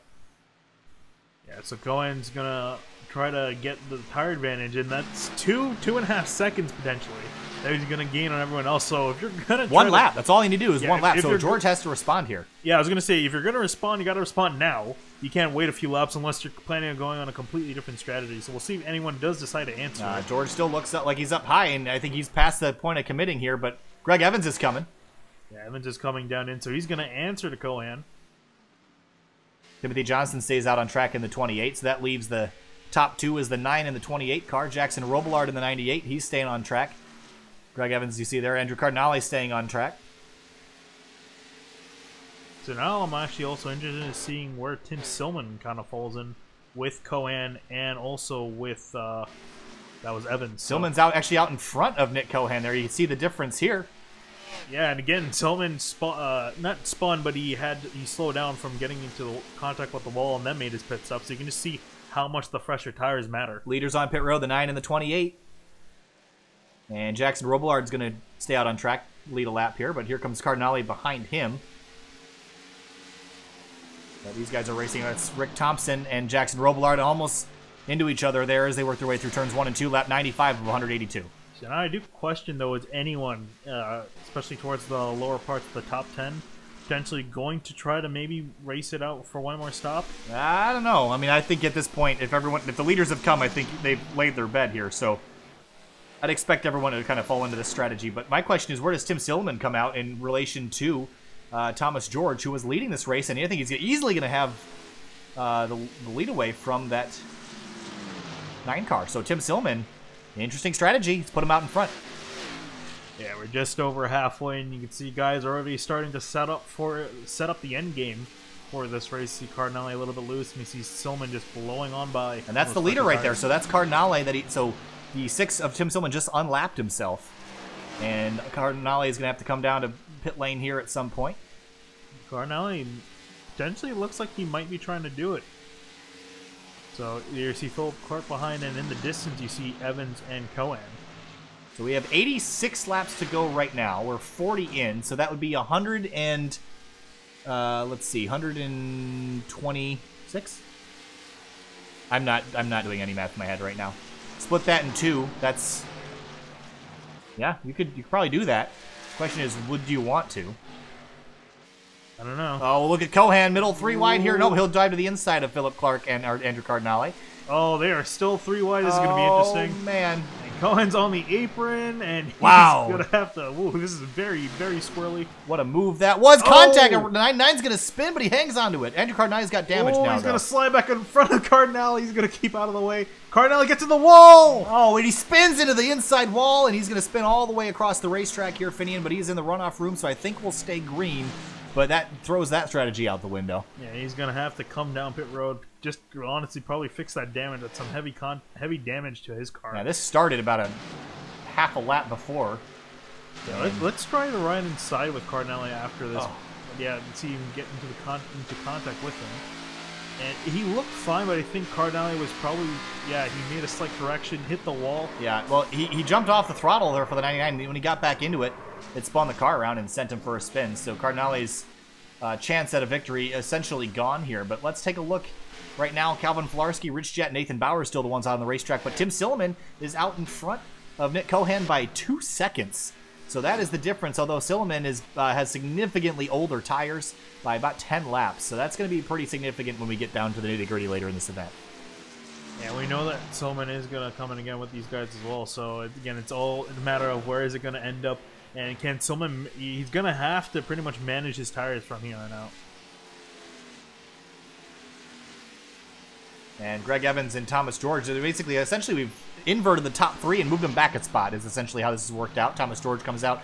He'll cycle to be 4th when this is all said and done. Calvin Filarski takes over the lead for the moment. And notably, too, that Johnson was pretty close, closed up a lot of distance to the 9.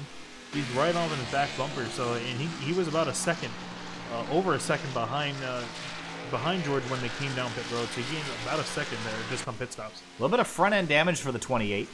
Didn't see that before, so he's collected that somewhere around the racetrack. Rich Jet on pit road now. So you can see now, pretty much the only one out there who has not pit is the 39 of Calvin Filarski, and here he comes. So everyone has been cycled out. So everyone has to make at least one more pit stop. It's just a question of where. And here comes the 21 of Nick Cohan. And made quick work of that, and Cohan takes the lead away. Yeah, again, I think the Stillman's tires are starting to go off a cliff, and Cohan's going to take the lead now. So really what the 6 car is going to have to do now is he's just going to have to run the bare minimum it takes to get fresh tires and go back out here. He does not want to stay out on these old tires because he's going to lose time. I believe he's sliding off of turn 2, but as long as Stillman ends up at the end of this run, as long as he's in front of where he was at the beginning of this strategy, I think he'll be okay, but he's going to drop like a fly right now. There's a lot of people that are hungry for spots, and that's the 2 of Greg Evans now to the inside that's going to take a spot away. Yeah, you can see how well that kind of turned out for Cohen pitting early. He was able to cycle ahead of everyone he was racing around, so he's going to have the lead by a pretty comfy margin.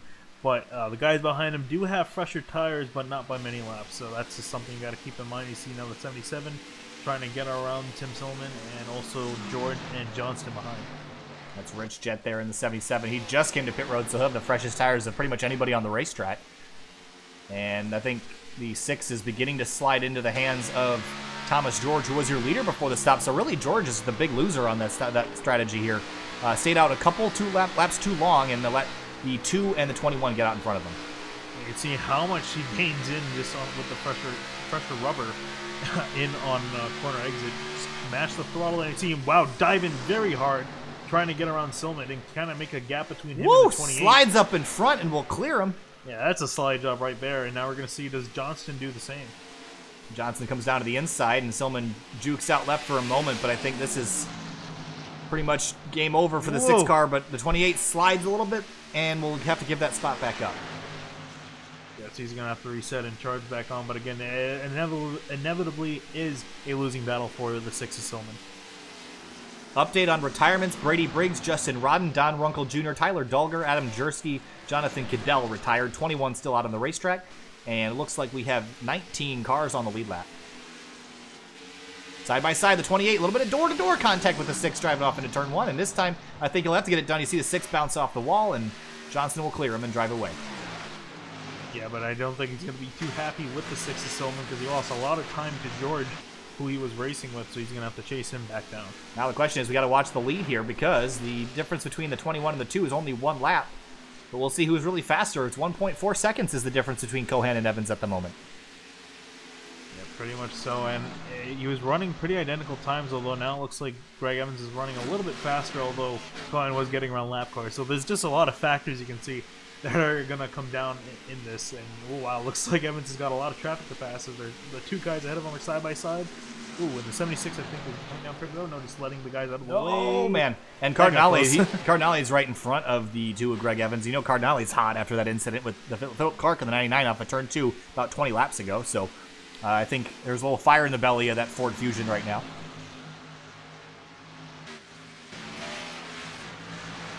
So here's Cohan, your leader, right here. And Greg Evans is second. Thomas George third. Timothy Johnson fourth.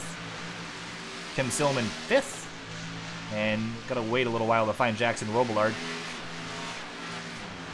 There he is. And sixth. So the top 5 are all relatively close together. However, someone's going to pretty much fall off a little bit here. This is a battle for position here. This is for 10th. Yeah, between Cardinale and Jet. And I can imagine, like we've been talking about, Cardinale's just not happy. You see him got a big wiggle there. Saw the flames shoot out the right side of the car. He was off throttle halfway down the straightaway trying to save that car. Caution's out. Caution's out, yeah. John Wilco in the 62 spins up in 3 and 4. And Johnston in the 28 is involved.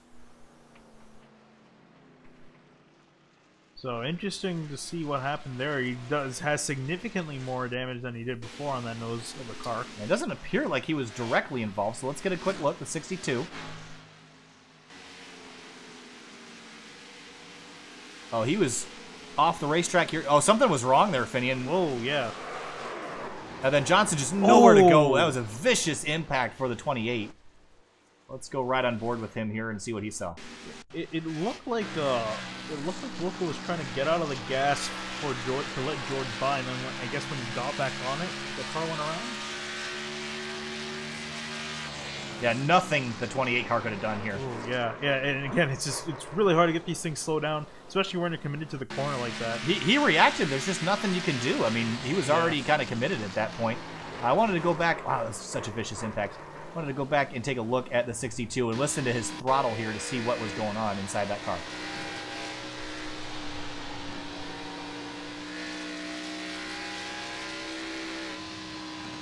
Yeah, so he let off the throttle to let him by, I guess, or enter the corner. Just snapped loose. I mean, I don't know. Wow, that was a vicious impact. I don't know, Finney. That was a weird one for sure. And he got a feel for the 28 of Johnston. I mean, he didn't. Solid race. Luckily for him, he doesn't need the win. Oh man. At this point, but definitely unfortunate end to his day. All right, well, here's some shaking. Wow, a lot of the shakeups on the racetrack here, Finian. Yeah, a lot of shakeups on the track and a lot of damaged cars. Well, we're going to have to take a second to figure this all out, because right now, the Jackson Robillard has scored as the leader and has not come to pit road on this sequence with 15-lap-old tires. Interesting. And here he comes now, so I think that's just a points position thing. And that should put Nick Cohan back out in front, and all these guys have just come back down to pit lane and replaced their tires. All right, well, Thomas George has gotten around Greg Evans for second here, Finian, so we're going to have the top three go at it again, and now at this point we're going to be less than 70 to go. And it's begins to be crunch time here. You can't quite make it to the end here, maybe if you save a little bit of fuel. You know what I'm also interested in seeing is that Rigshare car. He has the same tires as the leaders now, and he's been pretty good, honestly. So we might be a 4-car battle up towards the front of the field. Well, this strategy certainly paid off for the 6-car Tim Stillman. We weren't so sure a couple laps ago how that was going to work, but managed to get himself back up inside the top 5 with a little bit of strategy, and we'll have a shot to win it here. And as long as he stays where he is, we'll restart on the outside lane. That's the place you want to be, because Nick Cohan would be crazy not to take the outside for the restart. Oh, definitely at this point. It definitely seems to be the line to go with, especially now since the track's rubbered up. Look at Travis McQuistion in the 93. Started in 9th, running 5th right now. Good day for that 93 car. Good to see him running back up front. Ethan Kurtz in the 20 started off a little slow, but here he is. That car is actually still in pretty good shape, that 20, that Home Depot machine.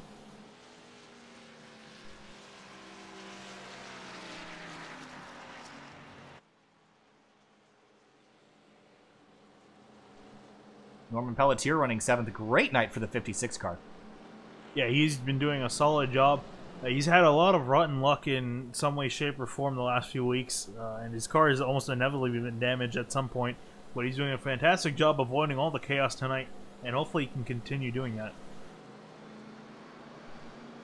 So, I kind of want to comment on something here. We're approaching almost a weird limbo period here. We're going to go green with a little less than 70 laps to go.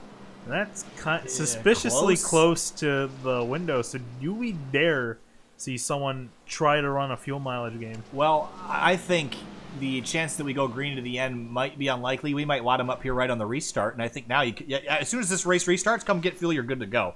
I think it's that close. But I guess we'll wait and see. I do think someone's going to try to stretch it, but I think for the most part, I think you'll see everyone go fire out of the gate and hope for a yellow. I was gonna say, if you're gonna save, you have to pretty much do it from here to the end of the race. So you got to start saving now. But yeah, it's kind of close, but again, you kind of wonder who's gonna do it, who's gonna risk it. So something to keep in mind as these guys are now about to take the green here with about 70 laps to go. Nick Cohan elects for the outside lane, and that'll put the 6-car Tim Stillman right up behind him. Out of turn 4, when will the 21 lead him back down? And there they go. They're firing off here, and Nick Cohan gets a pretty good restart, and the 9 slips a little bit. And Tim Stillman did not get a very good start and will not be able to advance, even though he had the preferred lane on the restart. So he's going to secure 4th place, and everyone else behind is going to single file out as they head onto the back straightaway. Oh, the 13 car getting into the wall there a little bit off the corner.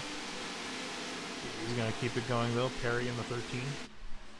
Battle for second now. That's George and Evans. These guys have been fighting all day, but I think that 9 car is a little bit quicker once the things settle out here. So keep an eye on that. Look at Norman Pelletier in the 56. Is he moving over for the 98 or trying to defend? Looks like he'll move over for him.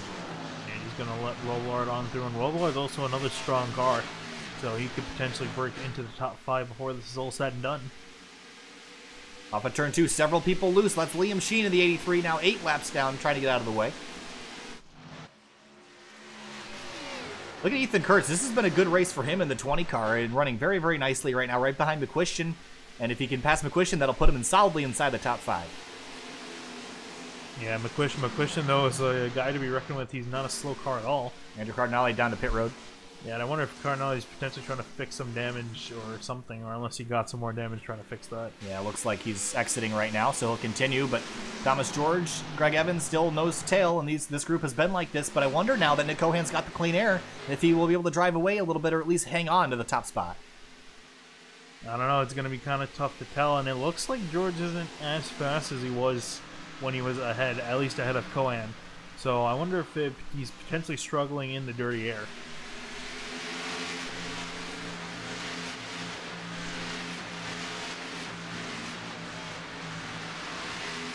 You see Timothy Johnson right now in the 28 car running 12th, which is a pretty salvageable night considering the wreck he was in a little while ago with the 62 at John Wilco. So he'll continue. Obviously not going to be the night he wanted to have, but he's solidly locked into the playoffs and doesn't have to worry about that. Yeah, luckily for him, because that would have been very tragic for him. However, in front, though, you got to wonder, Nick Cohan, he's also barely locked in to the playoffs. He's in 10th. He's the last guy who can get in on points. And a win would lock him in here tonight, so you got to bet he's going to be aggressive. Yeah, but even behind him, Thomas George is an outsider of outside the top 10, and he needs a win to get himself in. So a lot of desperation that we're going to see from these guys up front. Caution! Ooh. Well, that ends the fuel mileage situation. It's the 98 of Robillard on the front straightaway. Heavy damage to the southwest. Oh, and someone else there on the bottom has some damage. That's a 20 of Ethan Kurtz, and he's having such a good night as well. We were just mentioned it, Finian, how good of a night he was having.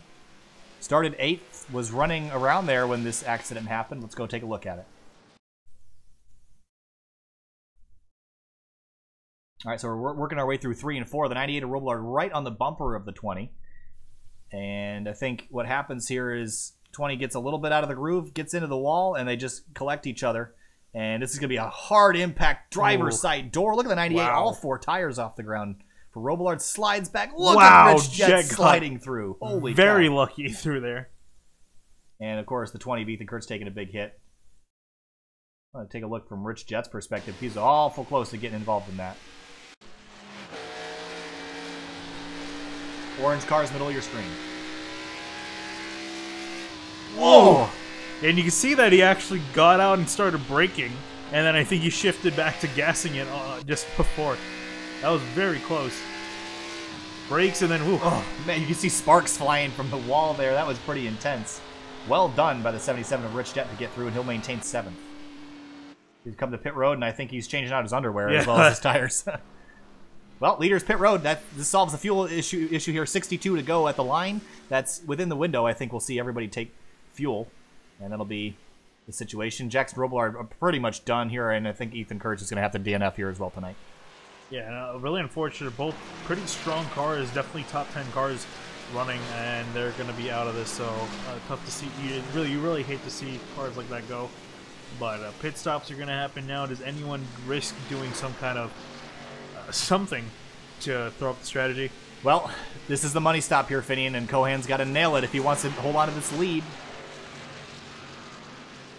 Oh, and a long time on George's stop, so it looks like he might potentially lose some spots. He's going to lose a spot to the 6 car of Silliman.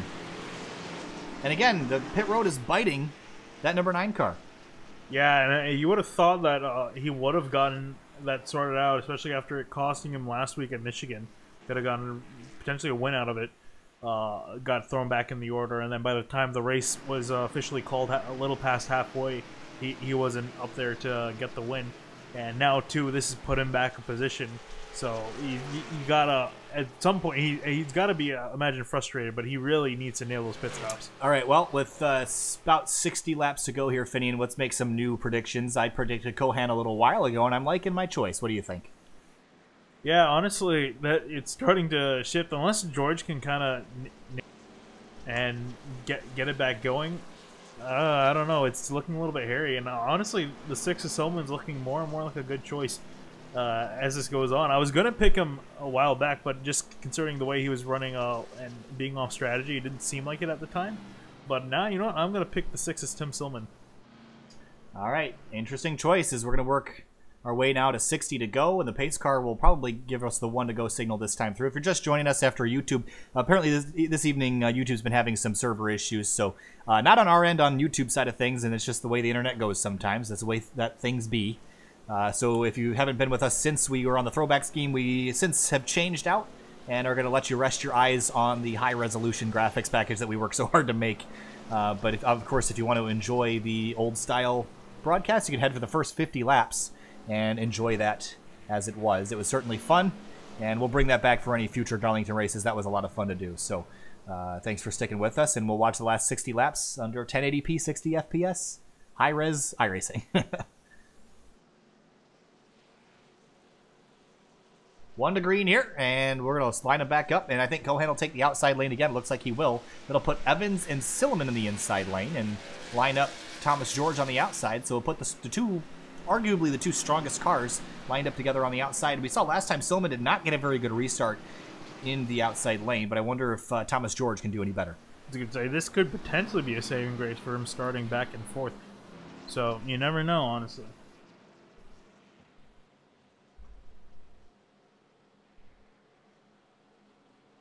As we work our way down the back straightaway, we'll line it back up again, and it looks like we have about 15 cars still running competitively here.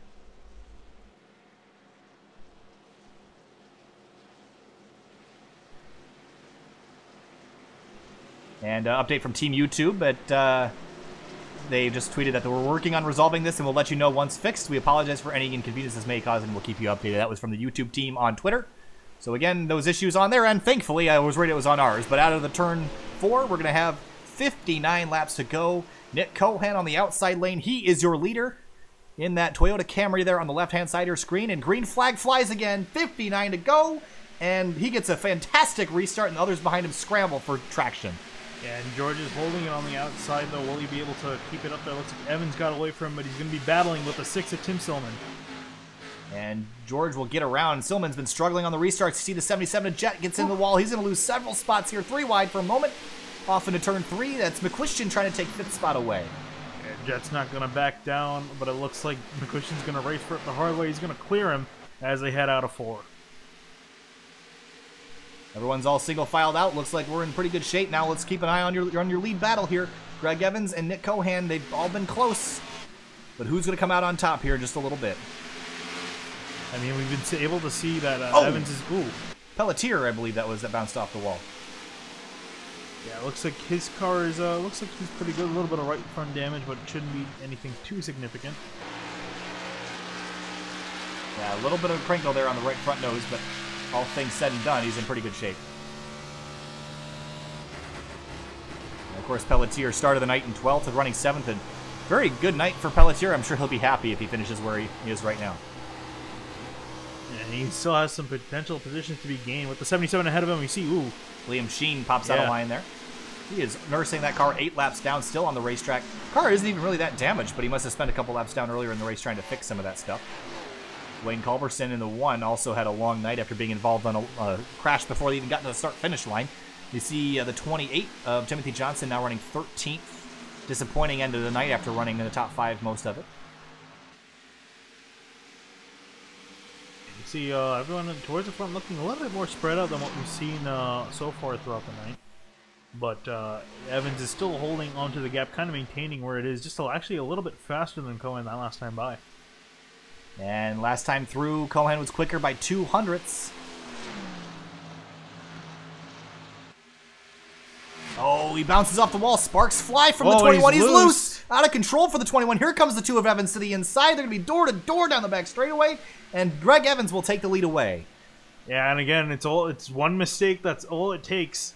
And you see that Cohen's going to pay the ultimate price for that mistake. He's going to lose the lead, and Greg Evans is going to steal it from him. You know what? One thing Greg Evans has not made all night, a mistake.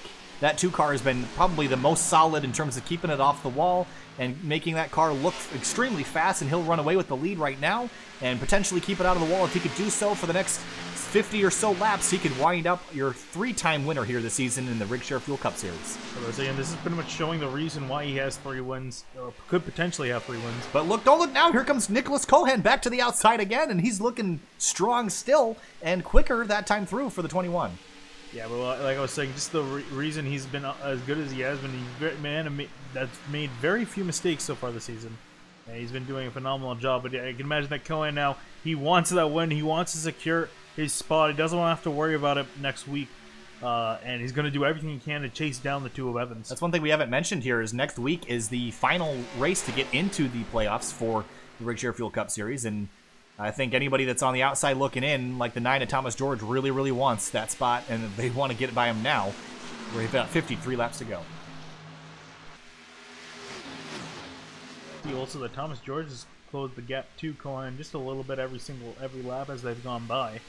So you gotta wonder, is George gonna potentially make a move on Cohen? Tightest battle is for the top 3 spots right now. And it's Evans, Cohan, George. It's pretty much the exact reverse order of what it was earlier in the event. And Cohan scrapes the wall a little bit off of turn 4, but not as bad that time. Yeah, you can see that he's pushing as hard as he can now to try to race back for the lead.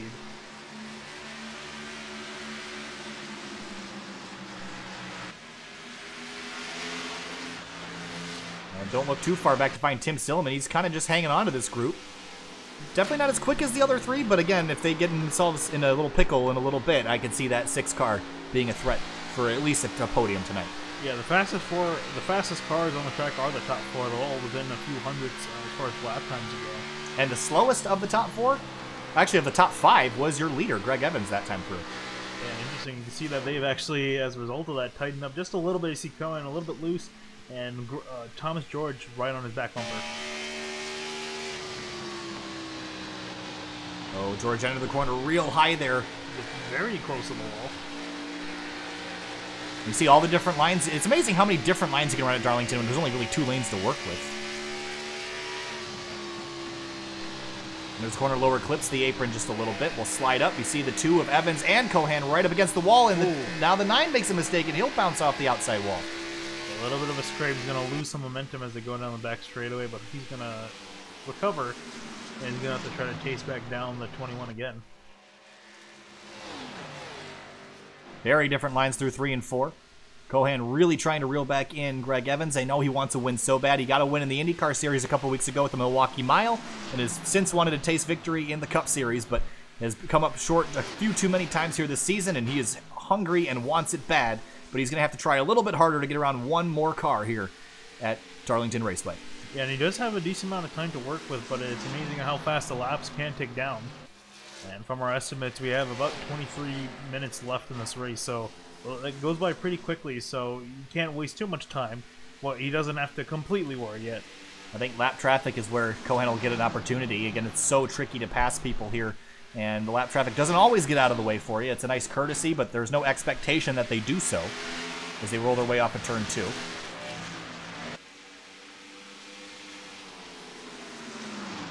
And I'm just trying to gauge where the 21's better, because before he was catching the 9 in 3 and 4, and George was pulling away in 1 and 2, but it seems to be similar there as well. You see the 21 really working it off of turn 4, but that's where Cohan seems to be quicker. Yeah, let's see, as they're in the corner, we'll see if Cohen's able to close up. 0.2 of a second is the difference between 1 and 2, and comes off the corner. 0.199, so made up a little bit of ground, but at the end of the straightaway loses some speed again. 0.216, drives off into 3 and 4. Let's see what the difference is at the exit.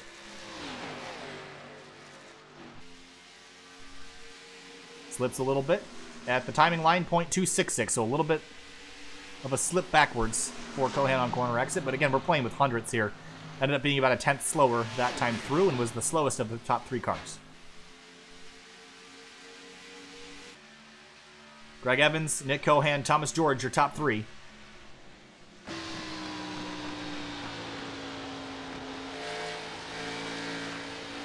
Yeah, now you gotta wonder too, as Thomas George, do you kind of back off just a little bit? Not entirely, just a little bit.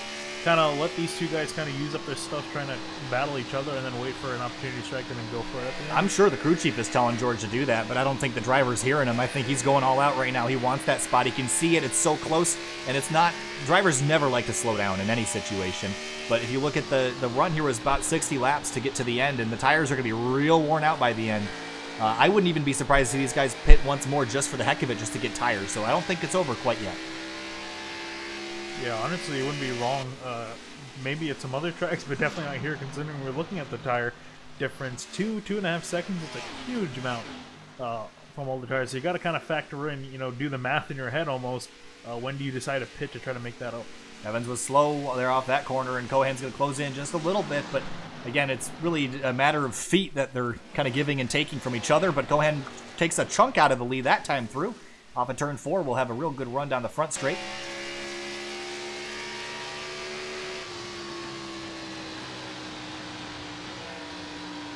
Oh! Ooh, that was a decent look to the wall.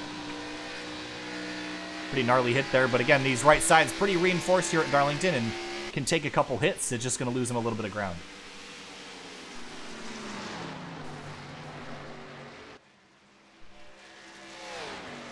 See Cohen just gaining. Cohen seems to be stronger in the middle of 3 and 4, and sometimes on exit when he's able to nail the power down. But that seems where he's gaining. But yeah, as we're closing now, just about to 40 to go. Gotta wonder who in these guys' mind do you think that they may want to pit at some point? Because looking at the tire fall off right now, it looks to be about second and a half. Yeah. So it's starting to get there, and you wonder, is anyone going to potentially cut this in half with the pit stops at around maybe lap 150? Yeah, well, knowing this from the Unreal Tour event last night, you can't pit and make up all that ground back. It's not quite that bad a fall off, but I think if you can manage to bring everybody else with you or convince them that they need fuel, I don't know how you do that, but it's a possibility that you could pit one more time. I think that's what I would want to do as a driver. You certainly want fresh tires, and that gives you a little bit of a rehabilitation, a little bit of a jubilation as you get the little bit of grip for a little while. Otherwise, you're going to be fighting a very ill-handling race car for the last 50 or so laps, and we see that right now. The time's falling off drastically lap after lap. The leaders last time through, Finian, identical, 30.09. Ford Cohen slides off the corner. Still sliding, and he's going to save it. Wow, it took him the entire straightaway to do so. Big chunk of right front damage, though, to that number 21. And he lost a big chunk of time as well. Second back, let's take a look at the contact there.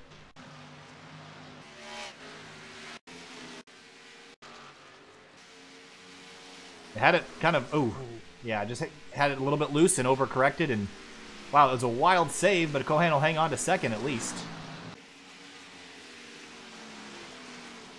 Yeah, so now he's going to kind of have to worry about Thomas George, and again, we're not entirely sure. It doesn't seem to be that damage affecting him at the moment, but only Cohen knows for sure. Well, 1.1 seconds is the difference to the leader, Greg Evans, and the battle for second is the closest battle on the racetrack. Now it's 0.3 of a second between Cohen and George. George has led the most laps here today, and I think he'll be disappointed with the podium finish if he finishes there, especially considering his playoff situation. But he's still got about 40 laps to get somewhere closer, and if we see anybody else come to pit road, I think he'll be one of the first takers. Yeah, I gotta imagine even Cohen as well with that damage he has now. I gotta, honestly, if I was his crew chief, I would be barking in his ear to potentially come down. At least do something, because I think with that damage and just the kind of gap that he has now between him and Evans, I just don't think he would be able to get around normally, and he's gotta honestly just try something at this point. Yeah, we'll look at Evans sliding off of turn 4, but they're not making up any ground on him right now, so they're gonna have to do something creative. Because, looking at the field, potentially the worst you're going to finish is about 9th or 8th, really, if you do try to make the pit stop, so... And Cohen's in a pretty good playoff situation. You see the 9 getting loose there off the corner. Cohen's in a pretty good playoff situation. He might be able to afford to finish 9th or so, just to take a stab at it. You're not going to win like this, and wins are all that really matters for the 21. But what really matters for the 9 is when he can't afford to gamble. Yeah, I was going to say, he probably will only come down if he knows it's worth it. So, and he's also trying to fight with Cohen for the point spot. So, if Cohen does pit and isn't able to make up the ground, George will have more points on him towards Cohen. So, again, a lot of things to keep in mind here.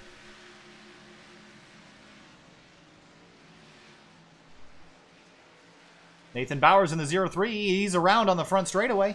spun out and will stay green, but that car is wrecked a couple times here tonight, and we'll get back going, and the leaders pass by on the outside, but let's take a quick look.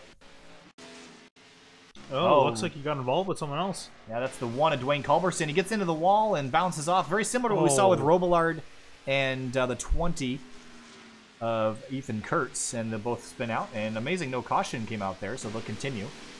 I know one guy that wanted a yellow, though, was the 21 of Cohan, but the backward slide continues for the 21, 1.2 seconds. Yeah, you can see him still sliding loose off the corner.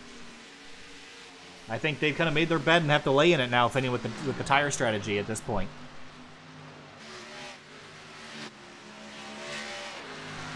Greg Evans has put himself in a solid spot. He has not worn out the right side of his race car as many others have so far this evening.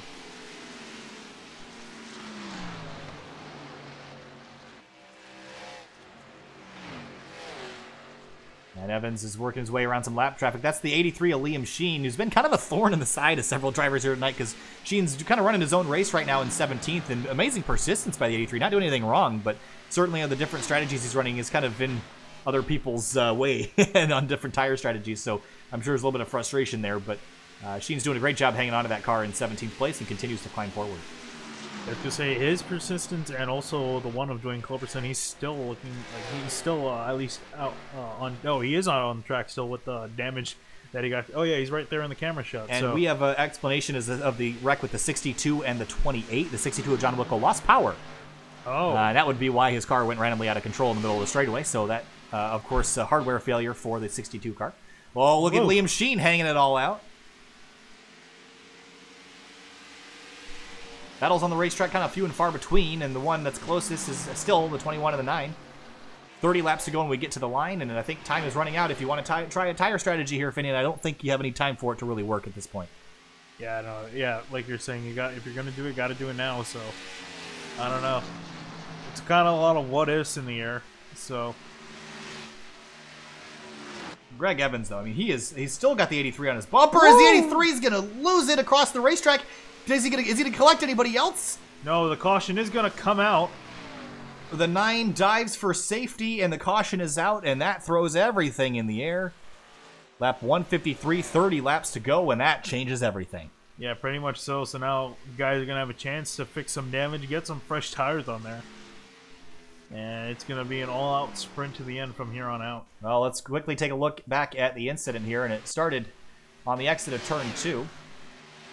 And Liam Sheen was right behind the 2 and lost the nose here on exit and slips and slides and almost had it saved, bounces off the wall, and the 9 car does an incredible job there of darting around to miss him.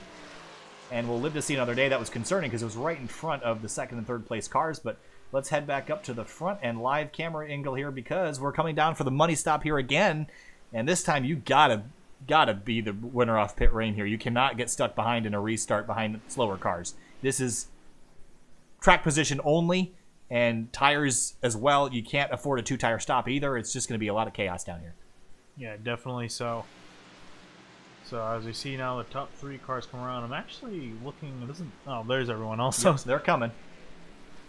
It looks like we're not going to have anybody playing anything interesting strategy-wise. I hear something in sliding. Heard some tires skidding, but it seems like we're all right. All right, top 3 are in their pit boxes. Let's see who wins the race off pit road. Yeah, everyone got in pretty cleanly. So it's just a matter of now who's going to get it done. Tires go up, left sides for Evans first, then Cohan, then the 9 of Thomas George, and here comes the 2, and he'll win the race off pit road, and the 9 and the 21. It's a drag race, and they'll come out the way they went in. Yeah, it was close, but not enough, so they're going to come out in the same order. And notably, there's a new leader of this race. Maybe 6 of Tim Silmans. I'm wondering if that was for the lead lap. It looks like he's coming up the road. Or did he? Huh. Well, oh, did Silman pit during? Oh, it looks like he's going to come back down to the pit lane, though, so that will clear him out. Okay, interesting here, because it showed that he pit 3 laps ago. Yeah, so an interesting scenario there, but Silman will drop down to pit lane and will relinquish the lead to the 2 of Evans. So here's the situation now. That's going to put the 2 and the 9 on the outside lane with the 21 and the 77 of Rich Jett, who's having a fantastic late race charge. That's going to put them on the inside lane, so we're going to reset them and get them organized again. We'll go again for less than 25 laps to go. And Rich Jed in that 77. Been a solid night. Started 20th up to 4th for him in that Godzilla Chevy Camaro. Yeah, and then even, too, looking like car's not a spot of damage on it. Yeah, he's done incredible. We haven't talked a lot about him tonight, and that's because he hasn't been involved in any wrecks. Yeah, he's been having a quiet day, and again, a track like this is mostly a good thing. Yeah, quiet days at Darlington, like you said, Vinny, and usually good. That's one of the things we talked about at the top of the broadcast was keeping yourself out of trouble, and there's very few cars that have managed to do that tonight. We have about half the field that's retired or has significant crash damage. Really, the only 2 cars I haven't seen hit the wall are the 77 and the 2. And hopefully for their sakes it doesn't change, because it could definitely can as we're inside 30 laps to go. Well, we only have 8 cars on the lead lap here, and Norman Pelletier is running 7th. And again, what a great night for Pelletier, finally getting things to go the way he wanted. He's been caught up in a lot of wrecks here this season. Obviously, solidly out of playoff contention, but certainly looking for a solid top 10 finish here tonight at Darlington. Yeah, Perry's also been having tough days in 9th at the moment, but has fallen back. He was actually, he's still a lap down, but he was 2 laps down at one point, so he got one of those back. But he's still gonna remain a lap down in 9th. Only 8 cars remain on the lead lap. You can see the field size really small from what it was high earlier. Attrition rate. Yeah, and that was expected, and it's been incredibly green. I think we've had a lot of people drop out under green flag conditions after smoking their car off the turn 2 wall there. You see a lot of black marks there. The lady in black has claimed several victims here tonight. You got to treat her with respect, or she'll take you out behind the barn and give you a whipping. I would say there's potential for more guys to fall prey to the lady in black, because we got 25 laps left to go, and I can imagine that these guys are going to go pretty much all out here on towards the finish. Just a side note update, Vinny. I just got checked in with the integrity guys. We're still on for next week, so good to know for that. Of course, we're leaving the Rigshare Fuel Cup Series broadcast for a couple weeks to go do some Truck Series action on Tuesday nights. But out of turn 4, oh, Cohen's loose on the start. And that's pretty much going to give way to Evans and George on the bottom. And that was one single mistake that's going to cost Cohen dearly as we restart now on lap 158. Behind him, Chaos as the 77 gets out in front of McQuistion. And Tim Silman in 6th, but now it's between the 2 and the 9 to decide it. And Cohen waiting in the wings. Yeah, I was going to say George is going to have to go after it. He has nothing really much else to lose. Really, he's again outside the points as far as getting into the playoffs. Here comes Silman to the inside of McQuistion in the 93. Battle for 5th. Yeah, Silman trying to look to get himself into this battle for the top spot, but I don't think he's got enough that he has to pass, get around Rich Jet before he joins the top 3, so I don't think he'll be quite there. McQuistion gives way to the 6, and Silman moves up into the top 5, but battle for the lead now separated by 0.3 of a second. It's Evans, George, Cohen. Yeah, George cannot afford to make any single mistake and just gotta keep going at it for the next 23 laps. 160 laps, and it all comes down to the final 23. Greg Evans leads. He's led the majority of the latter half of this race, but Thomas George still has led the most laps here tonight. Been the dominant car alongside Nick Cohen, who's behind him, but Cohen's made a couple too many mistakes in recent laps and has given way back to the guys that led the opening 50. Yeah, I mean, Greg Evans has just been hitting all of his marks. Been pretty much checking off all the check boxes as far as everything he needs to do. Hasn't gotten anything wrong, so if anything, he's definitely earned this win.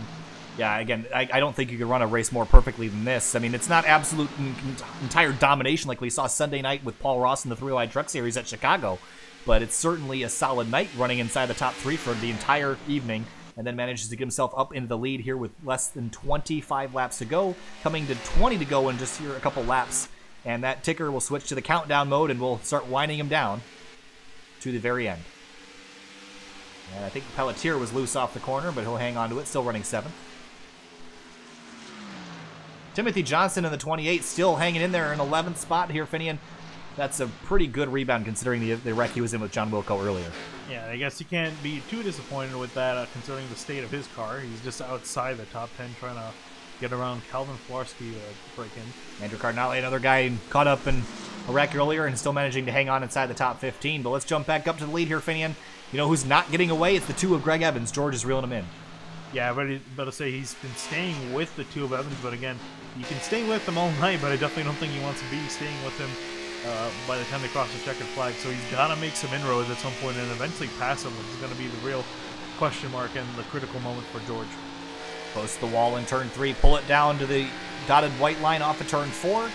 We'll watch the lap times here this time through, and it was a 28.96 and a 28.955 for Greg Evans, 5 thousandths faster, but that's almost negligible around a place like this. Oh, for sure, and you can see that George closed up just a little bit there on corner entry, but Evans got a little bit better of an exit. Yeah, we're talking minute differences between these two guys. They're very, very close on speed. Well, you're gonna have to be faster if you want that gap to shrink. We have 18 to go with the line. Cohan still trying to hang in. You see Rich Jet almost scraped the wall up turn 4 and scraping up the virgin paint on the right side of that Godzilla Chevy Camaro, but again, just a hair quicker for Evans that time through. Yeah, now by about 4 hundredths of a second faster was Evans, so again, we're checking in this time by, but George, if anything, needs to start going the other direction. Wow, look at the 21, headed dead sideways there for the remainder of turn 4. That time through, dead even, 29.238 to 29.238.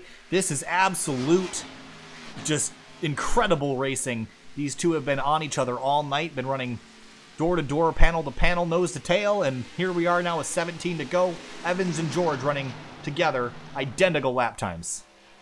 Yeah, it's been very, very close up towards the front all night long between these top three.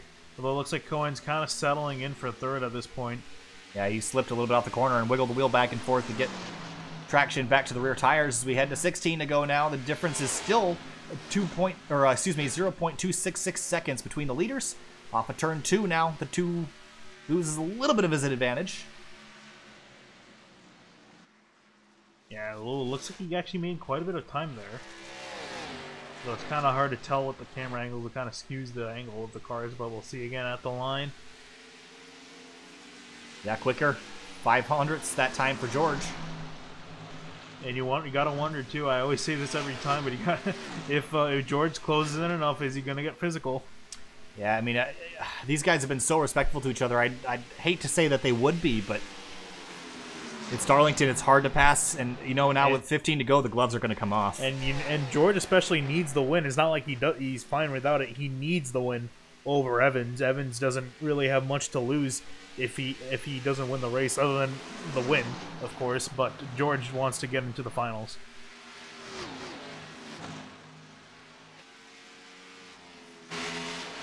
Cohan's still trying to hang in there. Silliman is Silliman charging off of turn 2 to the inside of the 77 to Rich Jet. Can't quite get there. I would say Jet is doing a fantastic job of holding off the 6. Gail Brooks down on pit lane and looks to be retired in that 71 car. That's a rough ending for Brooks. 13 to go now. Yeah, that last time by, Evans was faster by 200ths of a second. You really can't get closer than this, honestly. These guys have been matching each other, trading blows the last couple laps. Oh, the 9 car's loose into the wall, goes Thomas George, and he's going to slip up and lose a couple tenths here, Finian. Big, big mistake for Thomas George. I was going to say, that probably might be all she wrote at that point. That was, it might not seem like much of an error, but he's lost about 2 tenths, and I mean, he was already kind of far as it was, really being 2 tenths behind Evans, and he wasn't making that much ground, and now with that extra little bit of damage, it's not going to make his situation any better. Greg Evans has made no mistakes here tonight and continues to run a perfect race. Thomas George is trying everything behind him, and that was one little slip-up. Nick Cohan's made a couple slip-ups and sent him from first to third. He's trying to get back up into this fight, but burning off the tires trying to do so.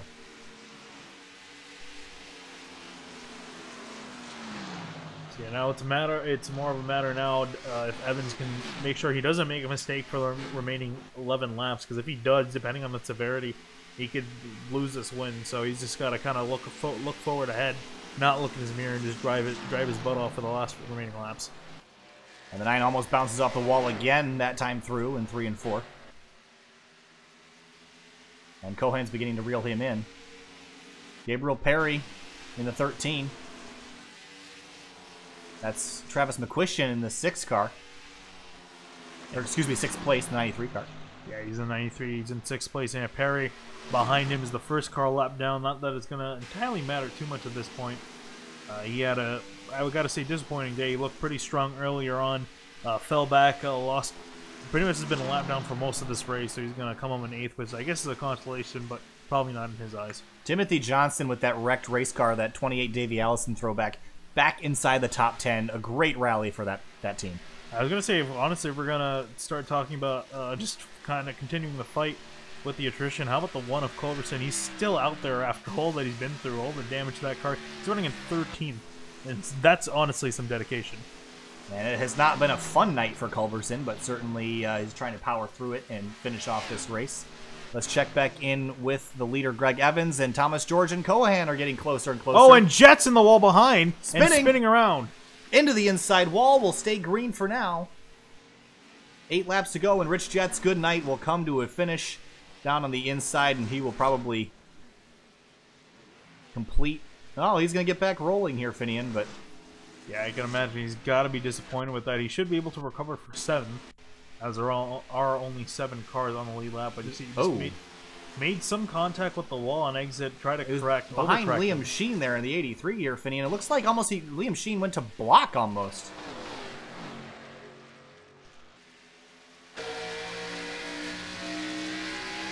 Well, he was in the wall kind of behind the 83 trying to figure out what to do, but I certainly the 83 was kind of in the way there, and Rich Jet pays the ultimate price, and that good run is going to come to an ending here tonight.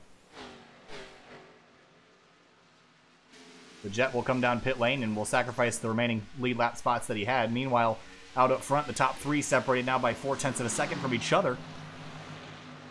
And a 10th quicker George was last time through, but he's going to have to be better than that if he wants to catch the 2 car before the end of the race. Yeah, he's really, really going to have to start picking up the pace now by a lot if he wants to catch Evans. And again, with Evans' record so far this entire race, it doesn't look like a mistake's coming. You see Cohen go below the dotted line trying to gain some ground on George. Yeah, it's something you can do in 1 and 2, but it's not very effective in 3 and 4. You see, it makes you real loose on corner exit, was the 21 that time through. So the difference now between the leaders, half a second. I think that's just kind of grasping at straws at that point for 21 Cohen, because these guys are quite a bit away from the 6 of Tim Stillman back in 4th. They're about 4.5 seconds ahead.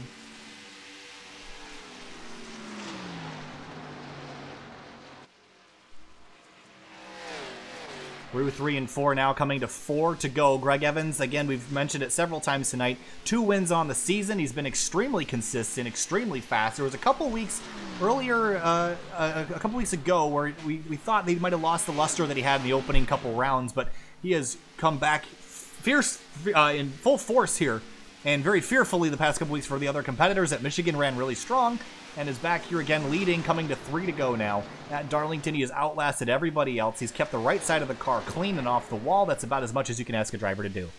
Yeah, pretty much so, and that car has been pretty much spotless, I'd say, other than maybe a dent or 2. I don't even know if it's got a dent or 2. Oh, it does. Yeah, he hit the wall at one point, but that's pretty much been his only error.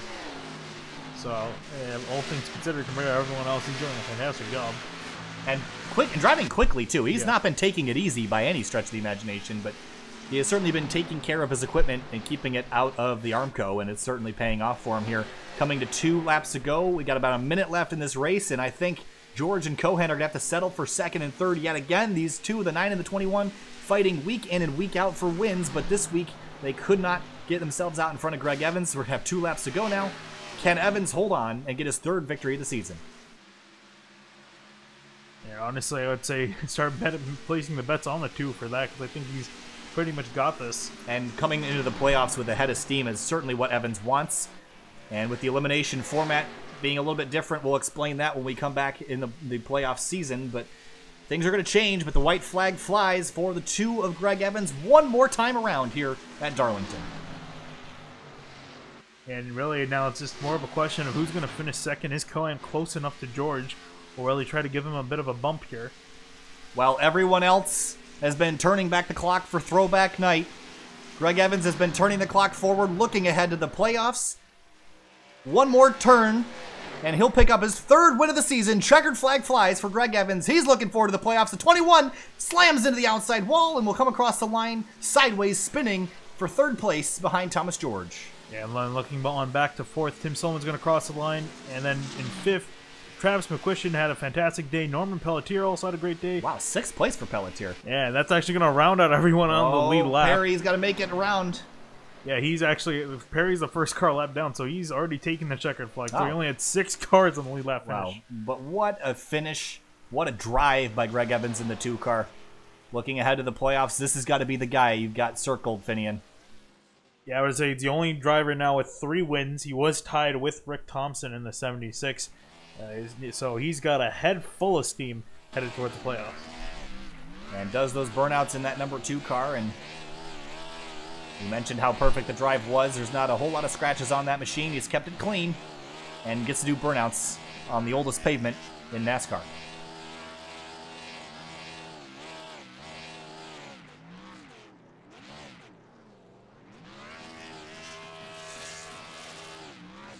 Well, he does the burnouts. We'll meet him over in Victory Lane in just a couple minutes. Stay with us. We'll be right back for interviews.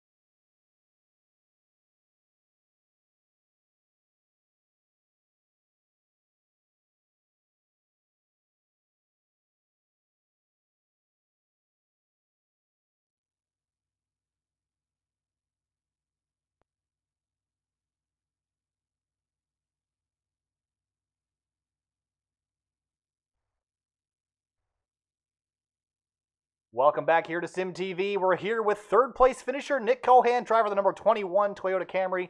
And Nick, another one slipped away in the late stages here this afternoon.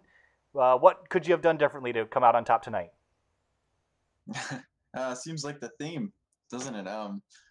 The way the track got rubbered in, I just think it didn't change for my driving style, because it seemed like the middle of the race there, when I had the lead, I really could roll through 3 and 4 really good on the outside, and then as the track got rubbered in, Greg and Thomas were running the bottom and from center off in 3 and 4, and that was just really hurting me, because I tried to do what they were doing and it wouldn't work out. So I gave the lead away by hitting the wall there, I think 1 and 2, and then I gave it up on a restart.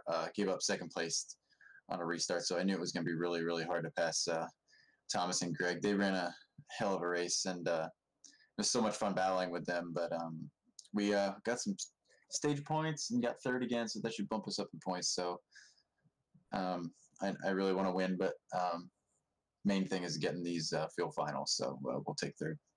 What's it like running with Thomas and Greg? I mean, lap after lap after lap, nose to tail. I think that was probably the most competitive race we've seen start to finish with the top 3 group of guys. Yeah, I was teammates with them for a couple of years, and I've been racing with them as long as I can remember in leagues. So it is so much fun. It's hard to put into words how much fun it is to race around people that you fully respect. You can race hard, and you can run door to door, bumper to bumper, and sliding around, and you have full trust in those drivers. And there's some guys that you can't even be within 3 car lengths around. And these guys here, not just these two, but all the drivers at Steel Horse Racing are fun to race around. And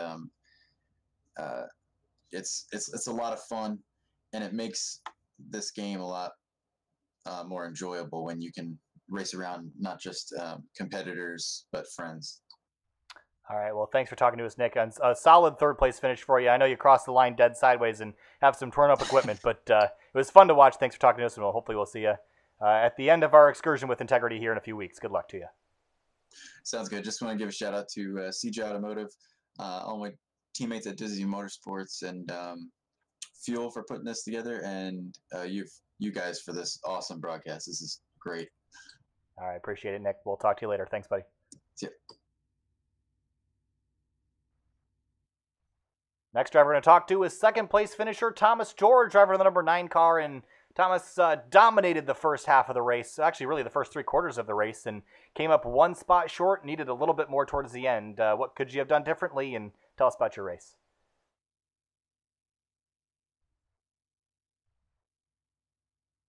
Thomas George, you got a copy? Oh, there he is. Thomas George, you got a copy? Interestingly. Okay, why don't we try talking to Greg Evans there, Finian? Hey, Greg Evans, you got a copy? Yes, sir. All right, we'll talk to you. Well, it was a pretty perfect race from your perspective there. Started out in a real good spot and just kept your nose clean and the right side clean. Ended up winning another race here this season. Tell us how you did it. Well, the first half of the race, we were just trying to survive. Thomas and Nick were pretty fast. We kind of had the top 3 cars there all race long, and a couple times I was just, happy running third, saving my stuff. We got kind of lucky on the pit stops, and able to get the lead later on in the race. And then from then on, we just didn't want to look back, didn't want to get past it all, and just wanted to keep the clean air, and everything worked out. All right, we're looking ahead towards the playoffs here. You got 3 wins under your belt, if I remember correctly. When you get to playoff mode, is that still your same old, go out there and win, or do you race more conservatively and more like points in that scenario? I'm really not sure how the points and playoffs are going to play out. If we've got a little bit of a cushion in the first race from our wins, maybe we can take it a little easier. But honestly, I think the best thing to do is just go out there and try to win every race and have top 5s, and try to make it to the top 4 or top 3 at Homestead or Las Vegas. So we're going to be still stay aggressive.